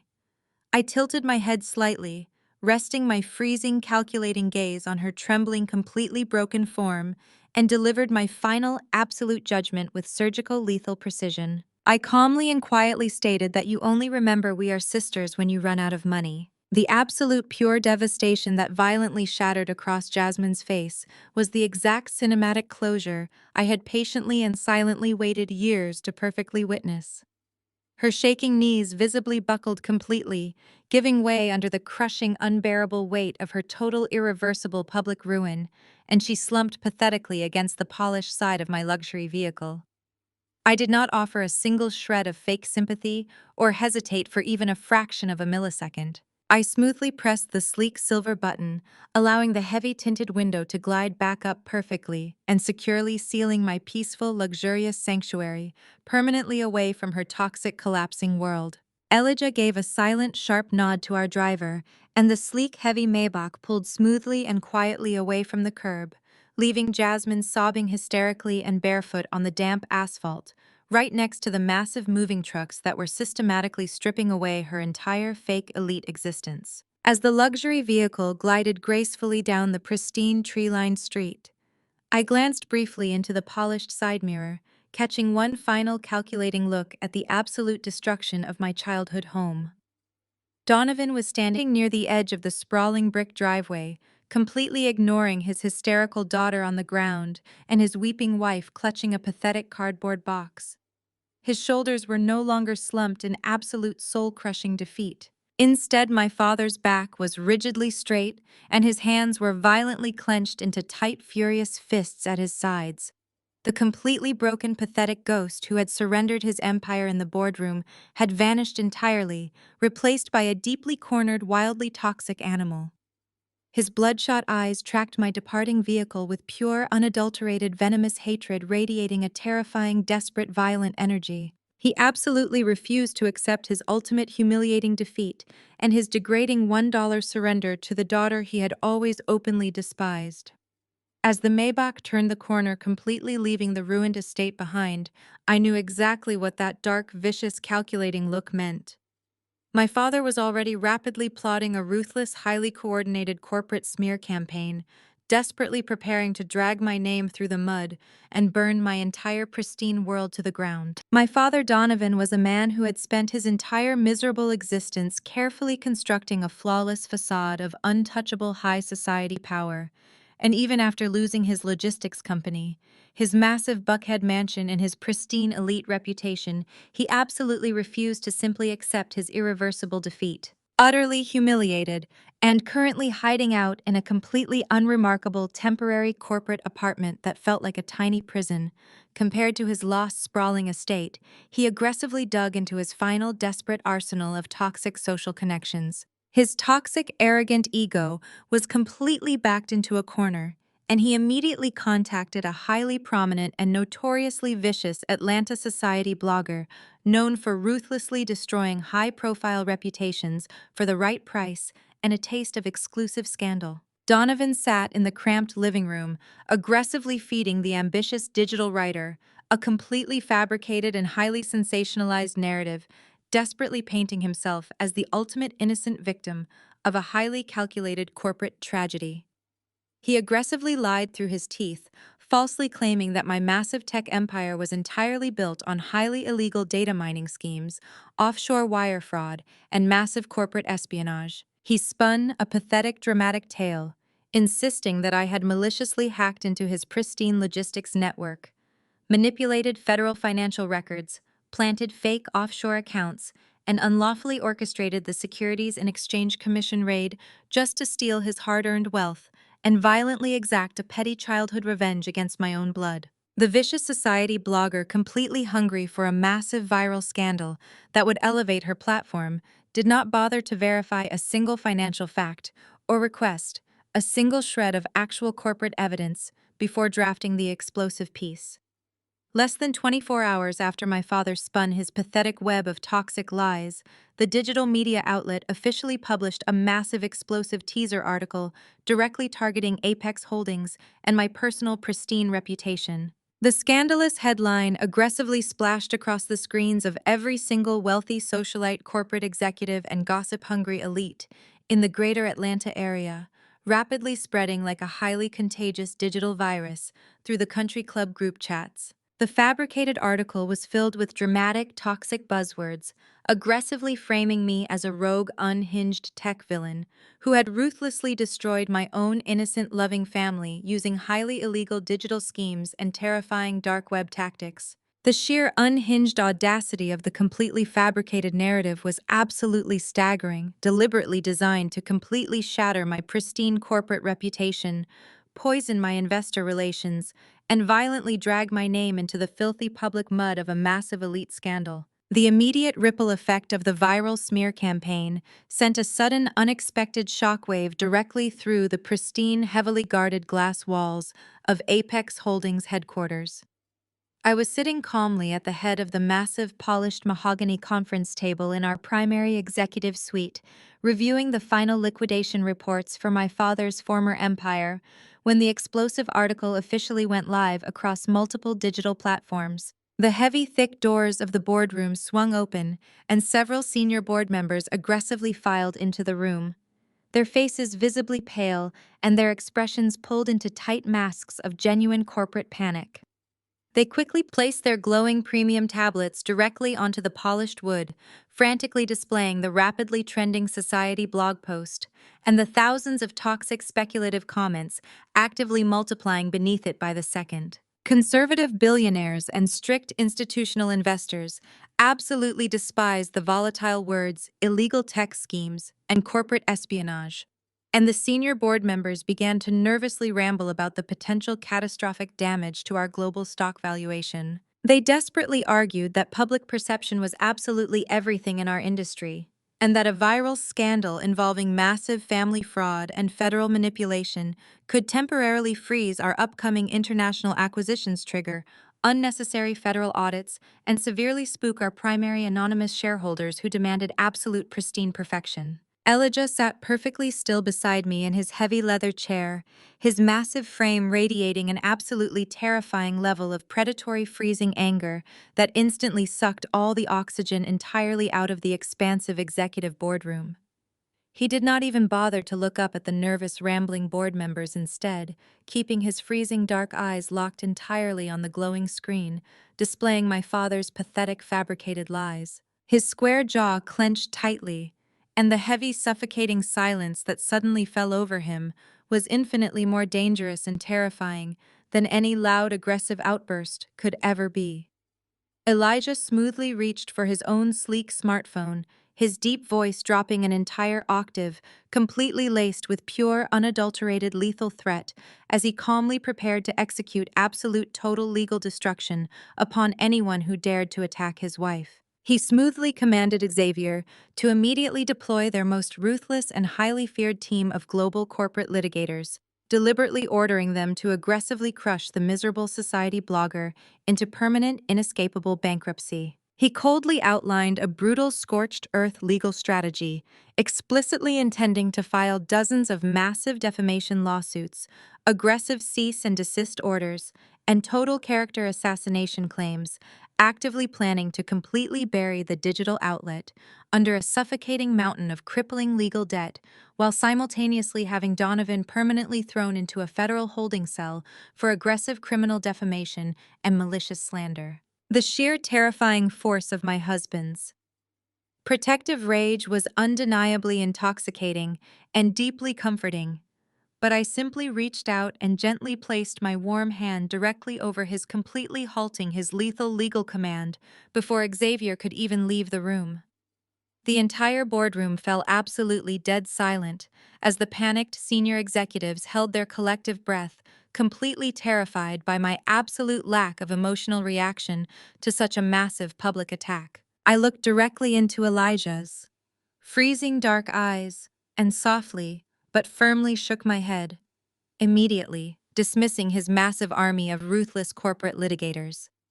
I kept my voice perfectly level and entirely devoid of any panic, anger, or frustration, completely commanding the massive room with absolute undisputed corporate authority. I calmly explained to my fiercely protective husband and the highly nervous board members that aggressively suing a trashy local society blogger for public defamation would only actively feed directly into my father's pathetic fabricated narrative. I explicitly pointed out that dropping massive billion-dollar lawsuits on a local gossip media outlet would simply make Apex Holdings look incredibly defensive and highly paranoid, aggressively convincing the elite public that we actually had something massive and highly illegal to hide in our servers. I coldly stated that engaging in a messy, prolonged public legal battle was exactly what Donovan's toxic, arrogant ego desperately wanted, because it would temporarily validate his pathetic existence, keep his name in the news cycle, and drag me directly down into his filthy, chaotic mud. The senior board members stared at me in absolute stunned silence, completely unable to comprehend why I was deliberately refusing to legally defend my pristine corporate empire against such a massive toxic attack that was actively trending across the internet. Elijah slowly lowered his phone, his freezing dark eyes narrowing slightly as a slow predatory understanding began to form perfectly on his sharp, striking features. He knew exactly how my highly analytical mind worked, and he silently recognized the absolute lethal calmness settling perfectly over my posture. I smoothly turned my attention entirely away from the panicked executives and looked directly at Xavier, who was standing silently by the heavy glass doors, waiting patiently for my absolute final command. I did not ask for a single legal document or request a single defamation filing, because true absolute elite, corporate power, does not ever require asking a public judge for permission to destroy a loud, inconvenient enemy. I smoothly folded my hands together, resting them perfectly on the polished mahogany table, and delivered my absolute final judgment with freezing, terrifying corporate precision that made the executives shiver. I coldly instructed Xavier to completely ignore the pathetic defamation lawsuits entirely, and instead immediately execute a massive total hostile corporate takeover of the bloggers' entire parent media conglomerate, completely buying the entire multi-million-dollar publication network out from underneath them, so I could personally fire the writer, dissolve the board, and permanently own the exact platform my father so desperately tried to use against me. Xavier executed the hostile corporate takeover of the parent media conglomerate with ruthless overnight efficiency. By the time the morning sun rose over the gleaming Atlanta skyline, the digital ink was completely dry on the massive multi-million-dollar acquisition, formally making Apex Holdings the sole undisputed owner of the exact publication network my father had desperately tried to use against me. I walked onto the polished executive floor of the media company at exactly 8 in the morning with Elijah, walking silently beside me, our heavy presence entirely bypassing the panicked reception desk, leaving the frantic staff scrambling in our wake. I stepped directly into the expansive glass office of the ambitious society blogger who had eagerly published my father's pathetic fabricated lies just hours prior, believing she had scored the ultimate scandal. She looked up from her expensive laptop, her face instantly draining of all color as she recognized the exact woman she had just violently slandered online, now standing inside her private workspace.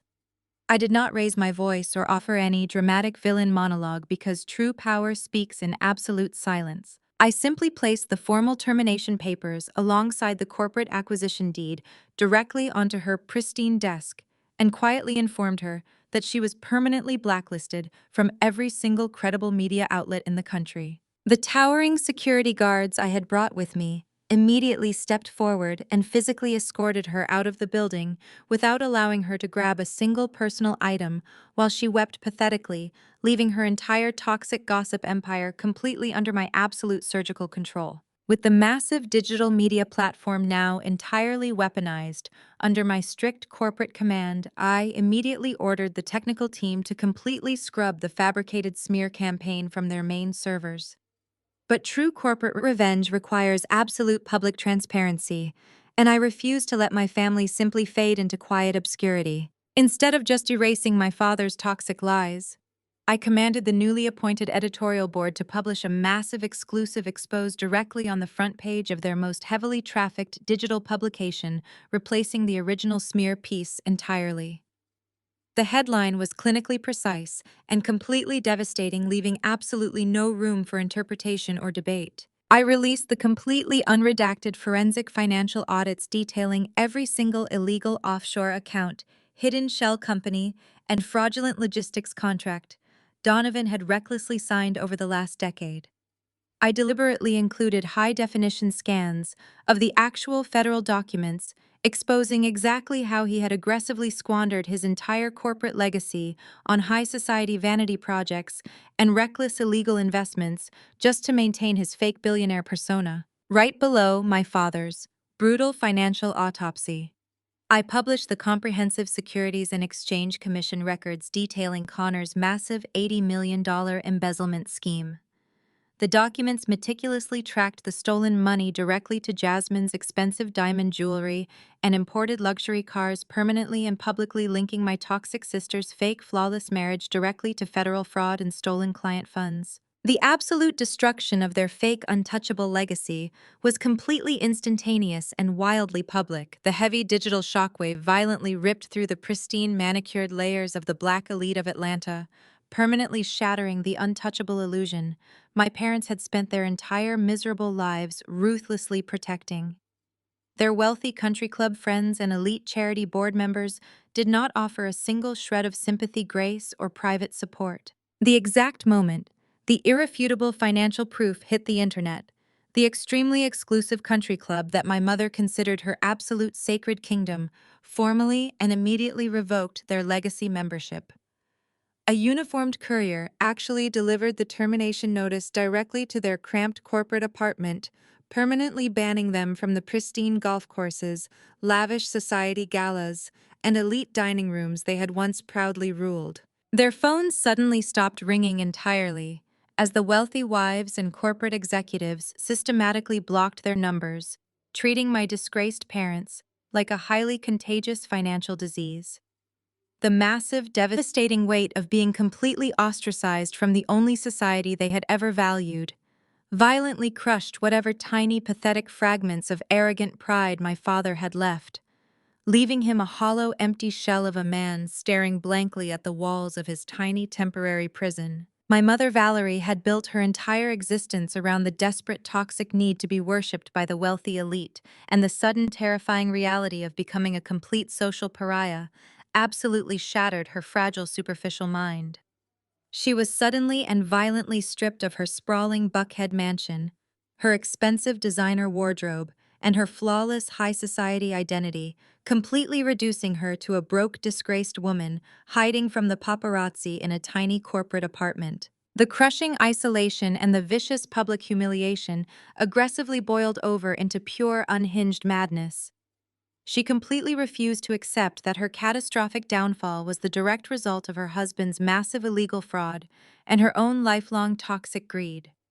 Instead, her shattered mind violently fixated entirely on me, desperately needing to destroy the specific daughter who had successfully exposed her fake, pristine reality to the brutal, unforgiving light of day. She could not process the fact that the very child she had proudly treated like absolute garbage for 3 decades was now the untouchable billionaire pulling the strings of her total destruction.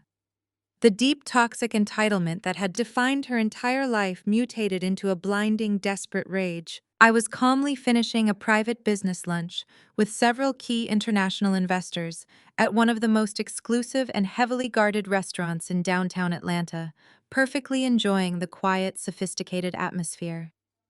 Elijah was sitting across from me, quietly discussing our upcoming global expansion, completely unbothered by the quiet murmurs of respect and awe from the surrounding elite tables, who had all read the morning exposé. The restaurant was filled with the exact high society figures who had just aggressively turned their backs on my toxic family. The heavy mahogany doors of the restaurant suddenly burst open with a violent, chaotic crash that instantly silenced the entire elegant dining room. Valerie stood in the grand entrance looking completely unrecognizable from the flawless, arrogant society queen she had always forced herself to be. Her clothes were visibly wrinkled. Her hair was a frantic, chaotic mess, and her eyes were burning with a terrifying, unhinged desperation as she aggressively scanned the quiet room. The panicked maitre d' frantically tried to stop her, but she violently shoved past him, completely ignoring the shocked gasps of the wealthy patrons, who instantly recognized the disgraced fallen matriarch from the viral scandal. Her wild, erratic gaze finally locked directly onto my table, and she began marching furiously across the pristine dining room.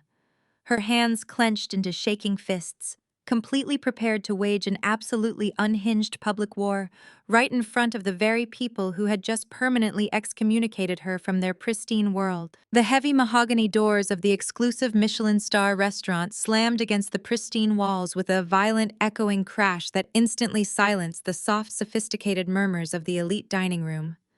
My mother Valerie stood in the grand entrance looking absolutely nothing like the flawless, arrogant Atlanta socialite who had ruthlessly dictated high society rules for over 3 decades. Her normally immaculate silk press was a frantic, chaotic mess, sticking wildly to her sweaty forehead, and her expensive designer blouse was visibly wrinkled and improperly buttoned.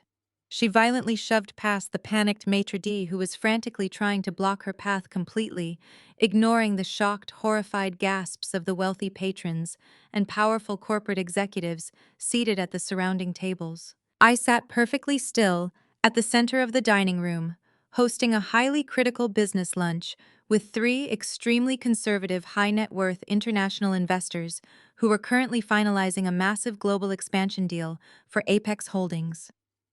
Elijah sat quietly beside me, radiating a lethal protective calm, but I gave him a tiny, imperceptible shake of my head, completely forbidding him or our invisible security detail from intervening. I wanted my mother to completely destroy whatever tiny, pathetic shred of public dignity she had left. Valerie marched aggressively across the pristine dining room floor, her breathing heavy and ragged as she locked her bloodshot manic eyes directly onto my table.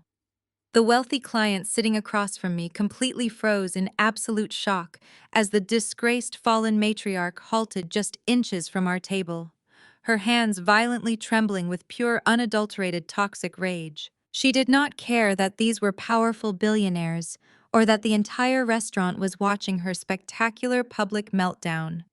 She pointed a shaking, perfectly manicured finger directly at my face and let out a hysterical, completely unhinged scream that practically rattled the expensive crystal chandeliers hanging above us. She loudly and violently declared to the entire silent room that I was a completely unnatural, wicked daughter who had maliciously destroyed my own flesh and blood just to satisfy my petty childhood jealousy. She aggressively tried to publicly shame me, desperately weaving a toxic, fabricated narrative that I was a heartless, manipulative monster who had ruthlessly discarded her loving family and violently burned down my father's legacy, all for the sake of a man. She pointed wildly at Elijah, hysterically screaming that I had allowed a ruthless corporate predator to brainwash me and turn me against the very parents who had graciously given me life and clothed me when I was nothing. Her toxic venom spewed violently across the elegant dining table as she aggressively sobbed, demanding that the wealthy investors see me for the cold, calculating traitor she completely believed me to be. She hysterically wailed that the elite black society of Atlanta had permanently exiled her, that her prestigious country club friends were treating her like absolute garbage, and that she was currently forced to hide in a tiny, depressing apartment, all because of my malicious corporate hacking. The sheer staggering level of her absolute delusion was almost entirely fascinating to witness. She stood there violently hyperventilating, fully expecting me to cower in deep, absolute shame or erupt into a frantic, tearful apology right in front of my massive global investors. She desperately craved a loud, chaotic screaming match to validate her pathetic, toxic victim complex and to reestablish the toxic authority she had constantly wielded over me since childhood. Instead, I did not say a single word, or flinch, or even bother to make direct eye contact with her frantic, bloodshot eyes.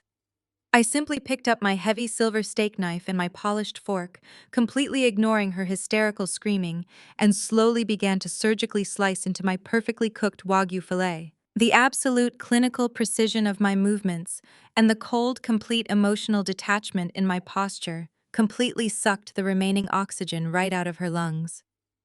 The powerful international investors sitting across from me exchanged quiet, stunned glances, entirely captivated and deeply intimidated by my absolute lack of emotional reaction to a screaming, unhinged family member. Valerie violently slammed her hands down onto the pristine white tablecloth, rattling our expensive crystal water glasses, and hysterically demanded that I look at her and apologize for ruining her flawless, beautiful life. She shrieked that I was supposed to be the grateful, silent failure of the family, that I was never supposed to be more successful than my father, and that my absolute refusal to quietly accept my place had completely destroyed the natural order of our entire bloodline.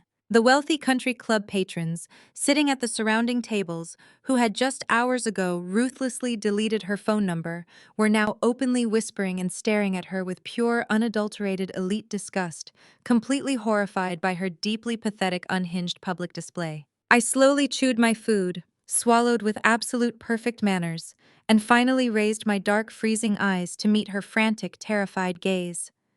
The utter lethal emptiness in my expression violently halted her next toxic scream, completely catching in her throat like a jagged piece of glass. She suddenly realized with terrifying clarity that the frightened little girl she had spent years aggressively bullying and belittling was entirely permanently gone. I smoothly raised my left hand and gave a tiny, elegant gesture to the terrified restaurant manager who was hovering nervously near the kitchen doors flanked by two massive security guards. He practically sprinted over to our table, his face pale with absolute sheer panic, profusely apologizing for the massive disturbance and quietly asking if he should have the unhinged woman violently forcibly removed from the premises. I kept my freezing, calculating eyes locked entirely on my mother's crumbling, pathetic face as I calmly and quietly instructed the manager to bring me the total check for the entire restaurant. I smoothly pulled out my sleek, heavy black titanium corporate card and placed it directly onto the silver tray, strictly ordering him to completely cover the expensive meals and luxury champagne for every single patron in the dining room as my personal formal apology for this minor unfortunate interruption. Valerie's mouth opened and closed in absolute silent horror, completely unable to comprehend the sheer staggering flex of absolute undisputed corporate dominance I had just effortlessly displayed. Paying the massive astronomical bill for an entire Michelin star restaurant on a random afternoon without even blinking completely and permanently shattered her pathetic toxic illusion that she still held any sort of financial or social authority over my existence. The wealthy patrons around us who had just been deeply offended by her unhinged screaming were now quietly murmuring in absolute awe and deep elite respect for my flawless absolute composure, completely shifting the entire power dynamic of the room instantly in my favor. Valerie slowly realized with terrifying, suffocating clarity that her desperate, toxic attempt to publicly shame me had completely backfired, entirely cementing my pristine, untouchable reputation while permanently confirming her own massive public ruin.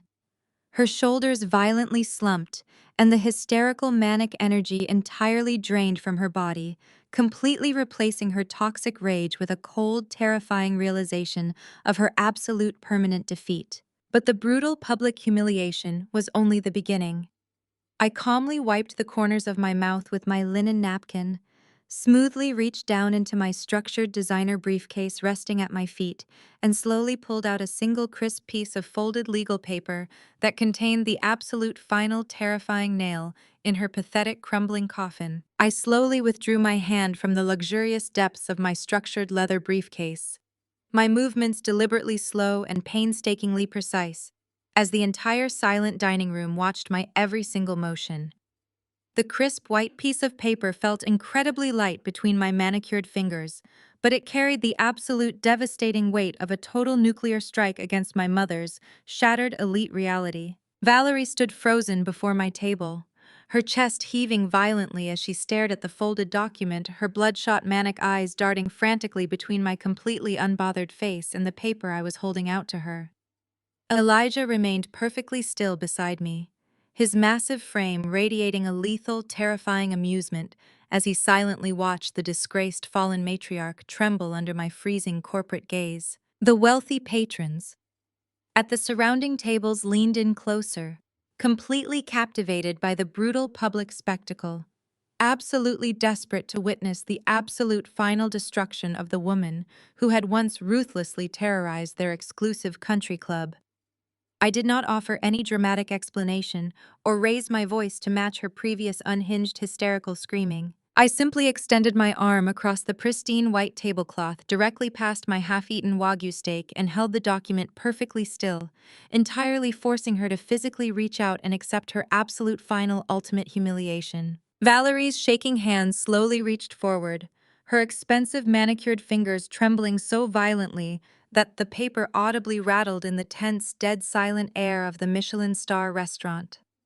She desperately snatched it from my grip, tearing it open with frantic, erratic movements, completely expecting to find a devastating lawsuit, a terrifying federal subpoena, or perhaps a vicious cease and desist order permanently banning her from my presence. Instead, her wide, manic eyes scanned the heavy black ink printed at the very top of the page, and her breath hitched violently in her throat, completely catching in a pathetic, strangled gasp.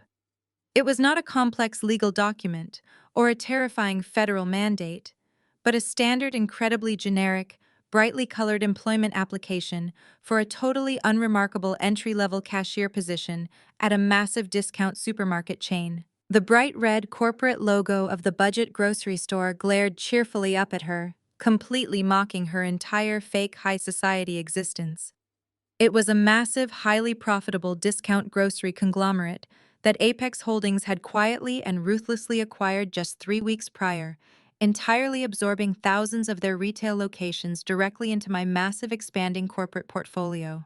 I rested my chin gracefully on my folded hands, perfectly maintaining my freezing predatory eye contact as she stared in absolute uncomprehending horror at the tiny boxes requesting her basic availability and previous minimum wage retail experience. The absolute sheer unapologetic disrespect of handing a former Buckhead mansion owner a generic budget supermarket application completely short-circuited whatever pathetic tiny fragments of rational thought she had left in her desperately fragile mind. I kept my voice completely level, perfectly projecting my calm, icy words across the completely silent, luxurious dining room, absolutely ensuring that every single powerful corporate executive and wealthy socialite could perfectly hear my ultimate final judgment. I calmly informed her that since she currently had absolutely zero income, no remaining liquid assets, no sprawling estate, and absolutely no elite friends left to eagerly leech off of, I had graciously decided to personally guarantee her a formal interview at my newest corporate acquisition.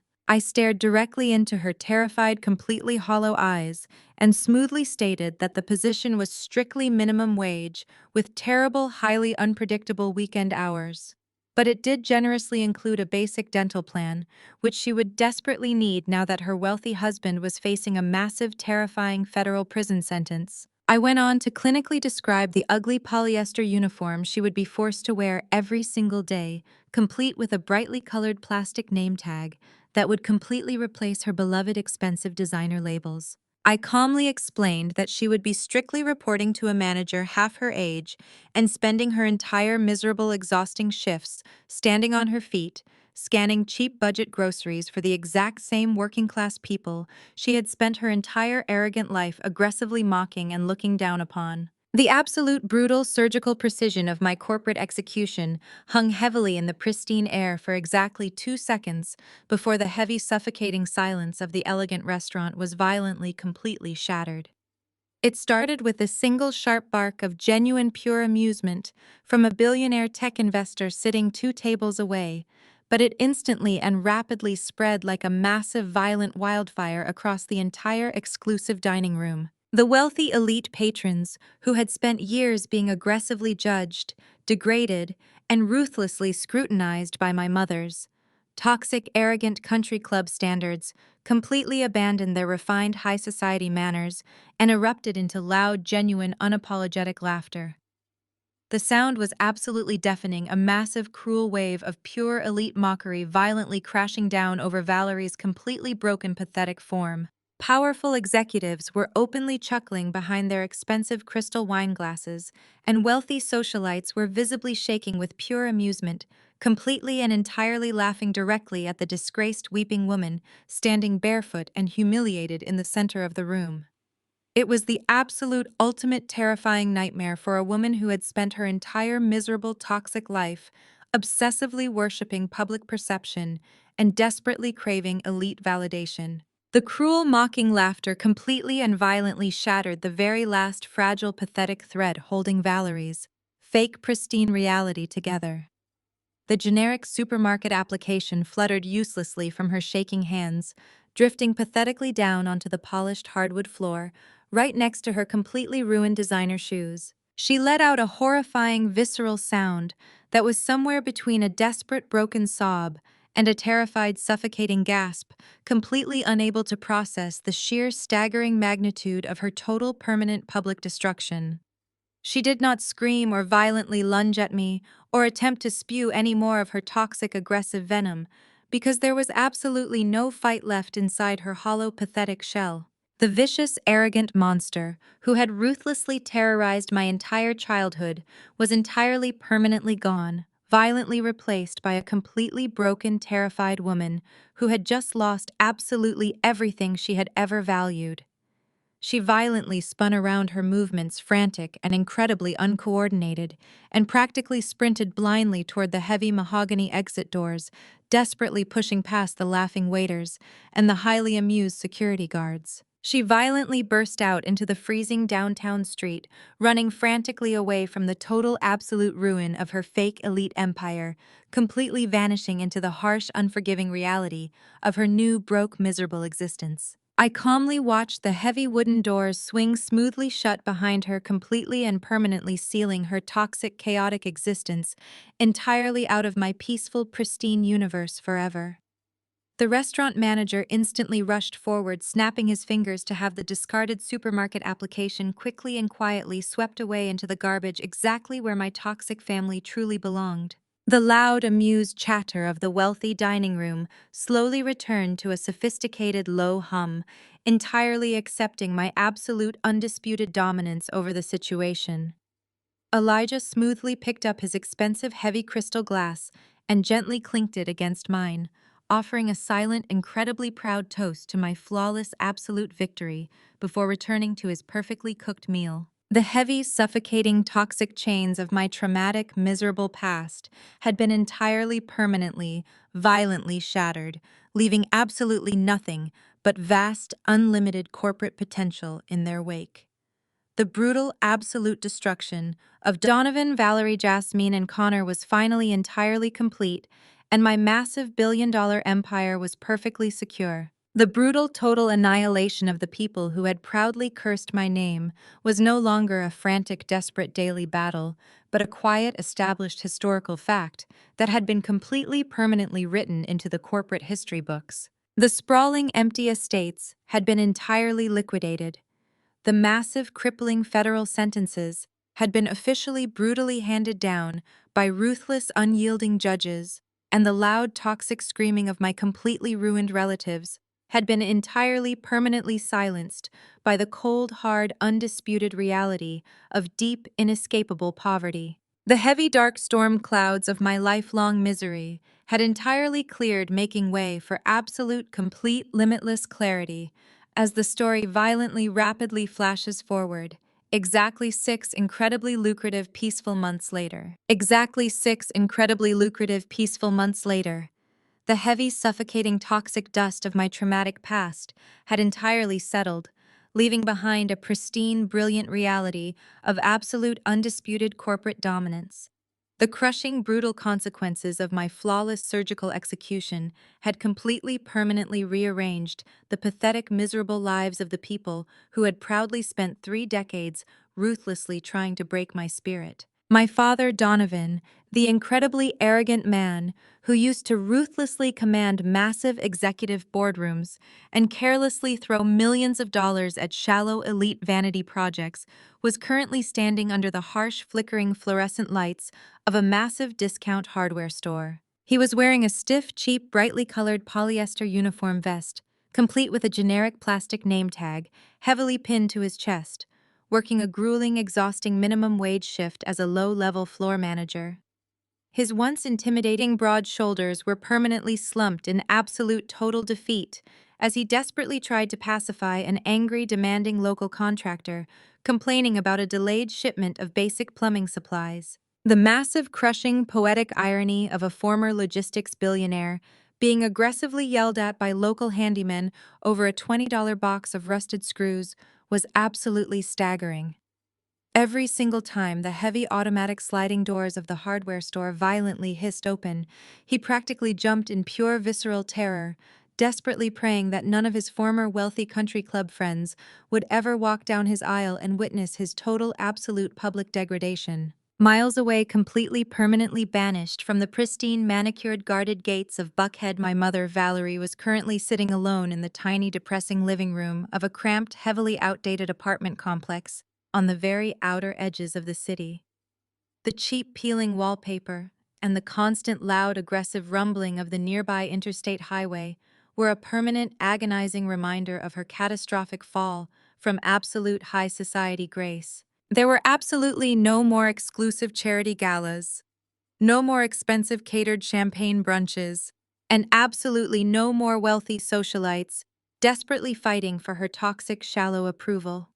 She spent her empty, miserable days desperately scrolling through high society digital gossip blogs, entirely permanently locked out of the brilliant elite world she had once proudly, ruthlessly ruled, completely suffocating in the dark, heavy isolation of her own toxic, greedy making. My sister Jasmine, the fake, flawless, golden child, who had spent her entire miserable, shallow life aggressively flaunting her stolen wealth and desperately seeking elite validation, was currently standing on her aching, swollen feet for 10 agonizing hours a day. She was working the unforgiving retail floor at a high-end luxury boutique, entirely forced to swallow her massive toxic pride and wear a strict generic black retail uniform. She had to force a bright, fake, eager retail smile and desperately try to sell the exact same exclusive designer bags she used to casually hoard in her massive stolen walk-in closet. The brutal, poetic justice was that she was actively forced to serve the very same wealthy, successful, brilliant African American women. She used to arrogantly look down upon fetching their shoes and ringing up their massive luxury purchases while silently choking on her own pathetic, miserable envy.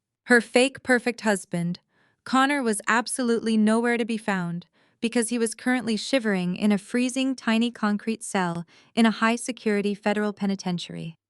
He had been completely violently stripped of his tailored Italian designer suits, his expensive imported watches, and his smug, arrogant smile, officially and permanently serving a brutal long-term federal sentence for his massive corporate embezzlement and his highly aggressive federal wire fraud. I was calmly sitting behind the massive, polished black marble desk in my sprawling new executive corner office, perfectly overlooking the brilliant, glittering skyline of downtown Atlanta, when a single, highly unexpected digital notification silently popped onto my glowing premium monitor. An email had somehow slipped past my strict corporate filters and landed directly in my private inbox. The subject line was desperately frantic, entirely written in desperate, urgent letters begging for an immediate family intervention and a moment of pure grace. I slowly leaned back in my heavy ergonomic leather chair and smoothly clicked the digital message open, my dark, freezing eyes clinically scanning the pathetic, desperate paragraphs. It was a massive, groveling, deeply pathetic apology letter, officially and desperately signed by Donovan, Valerie, and Jasmine, completely begging for a tiny scrap of mercy from the exact billionaire daughter they had tried to utterly destroy. They aggressively poured out their fake, shallow tears onto the digital page, desperately pleading for a second chance, loudly crying about their massive, terrifying mounting debts, their crippling, endless public humiliation, and their absolute total inability to survive in the harsh, real, unforgiving working-class world. They shamelessly begged me to remember that we shared the exact same blood, desperately asking me to throw them a tiny financial lifeline, or graciously secure them basic entry-level jobs, hidden safely within my massive expanding corporate empire, so they could escape their miserable poverty. I did not feel a single drop of anger, a tiny shred of toxic resentment, or even a slight fleeting moment of smug satisfaction. Their pathetic, desperate begging did not trigger any loud emotional reaction inside my deeply analytical mind, because they were completely and entirely irrelevant to my massive, untouchable universe.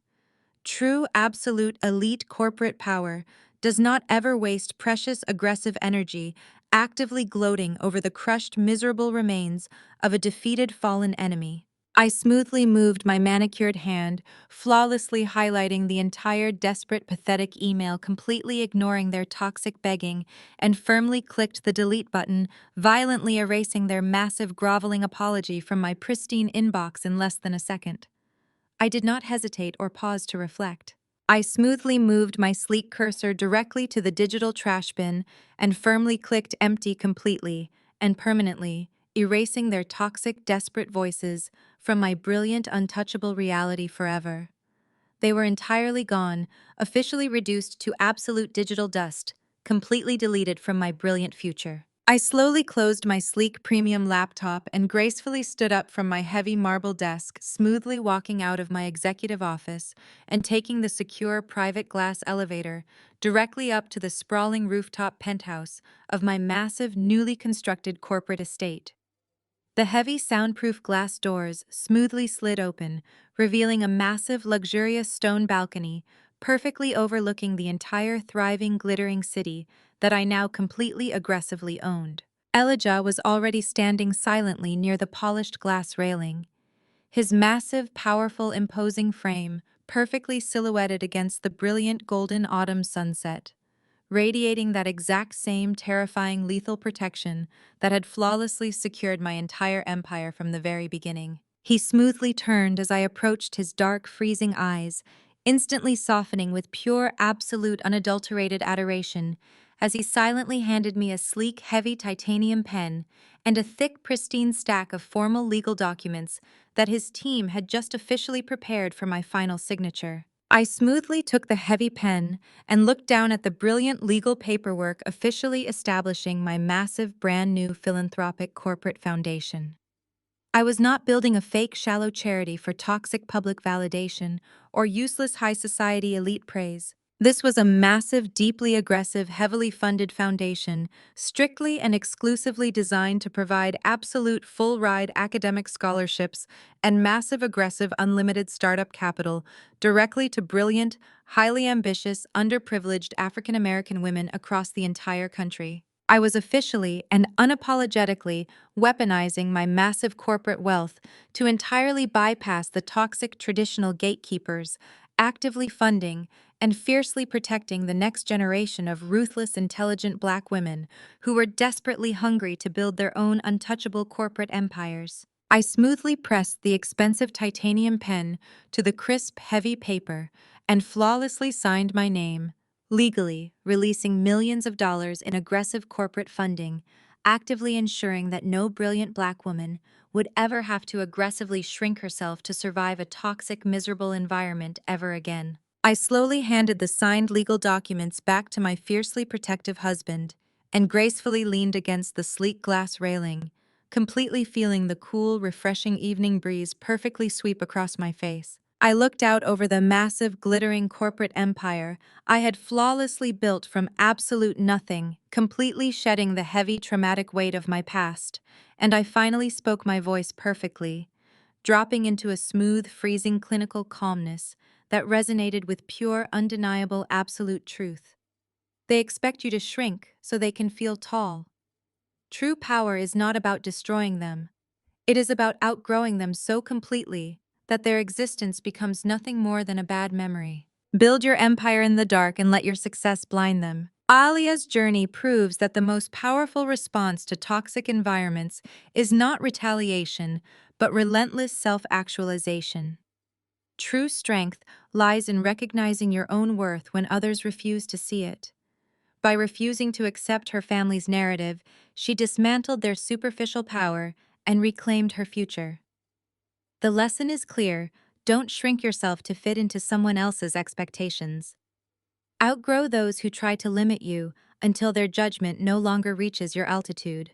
Your success is the only silence your detractors deserve. Ready to stop seeking approval and start building your own empire?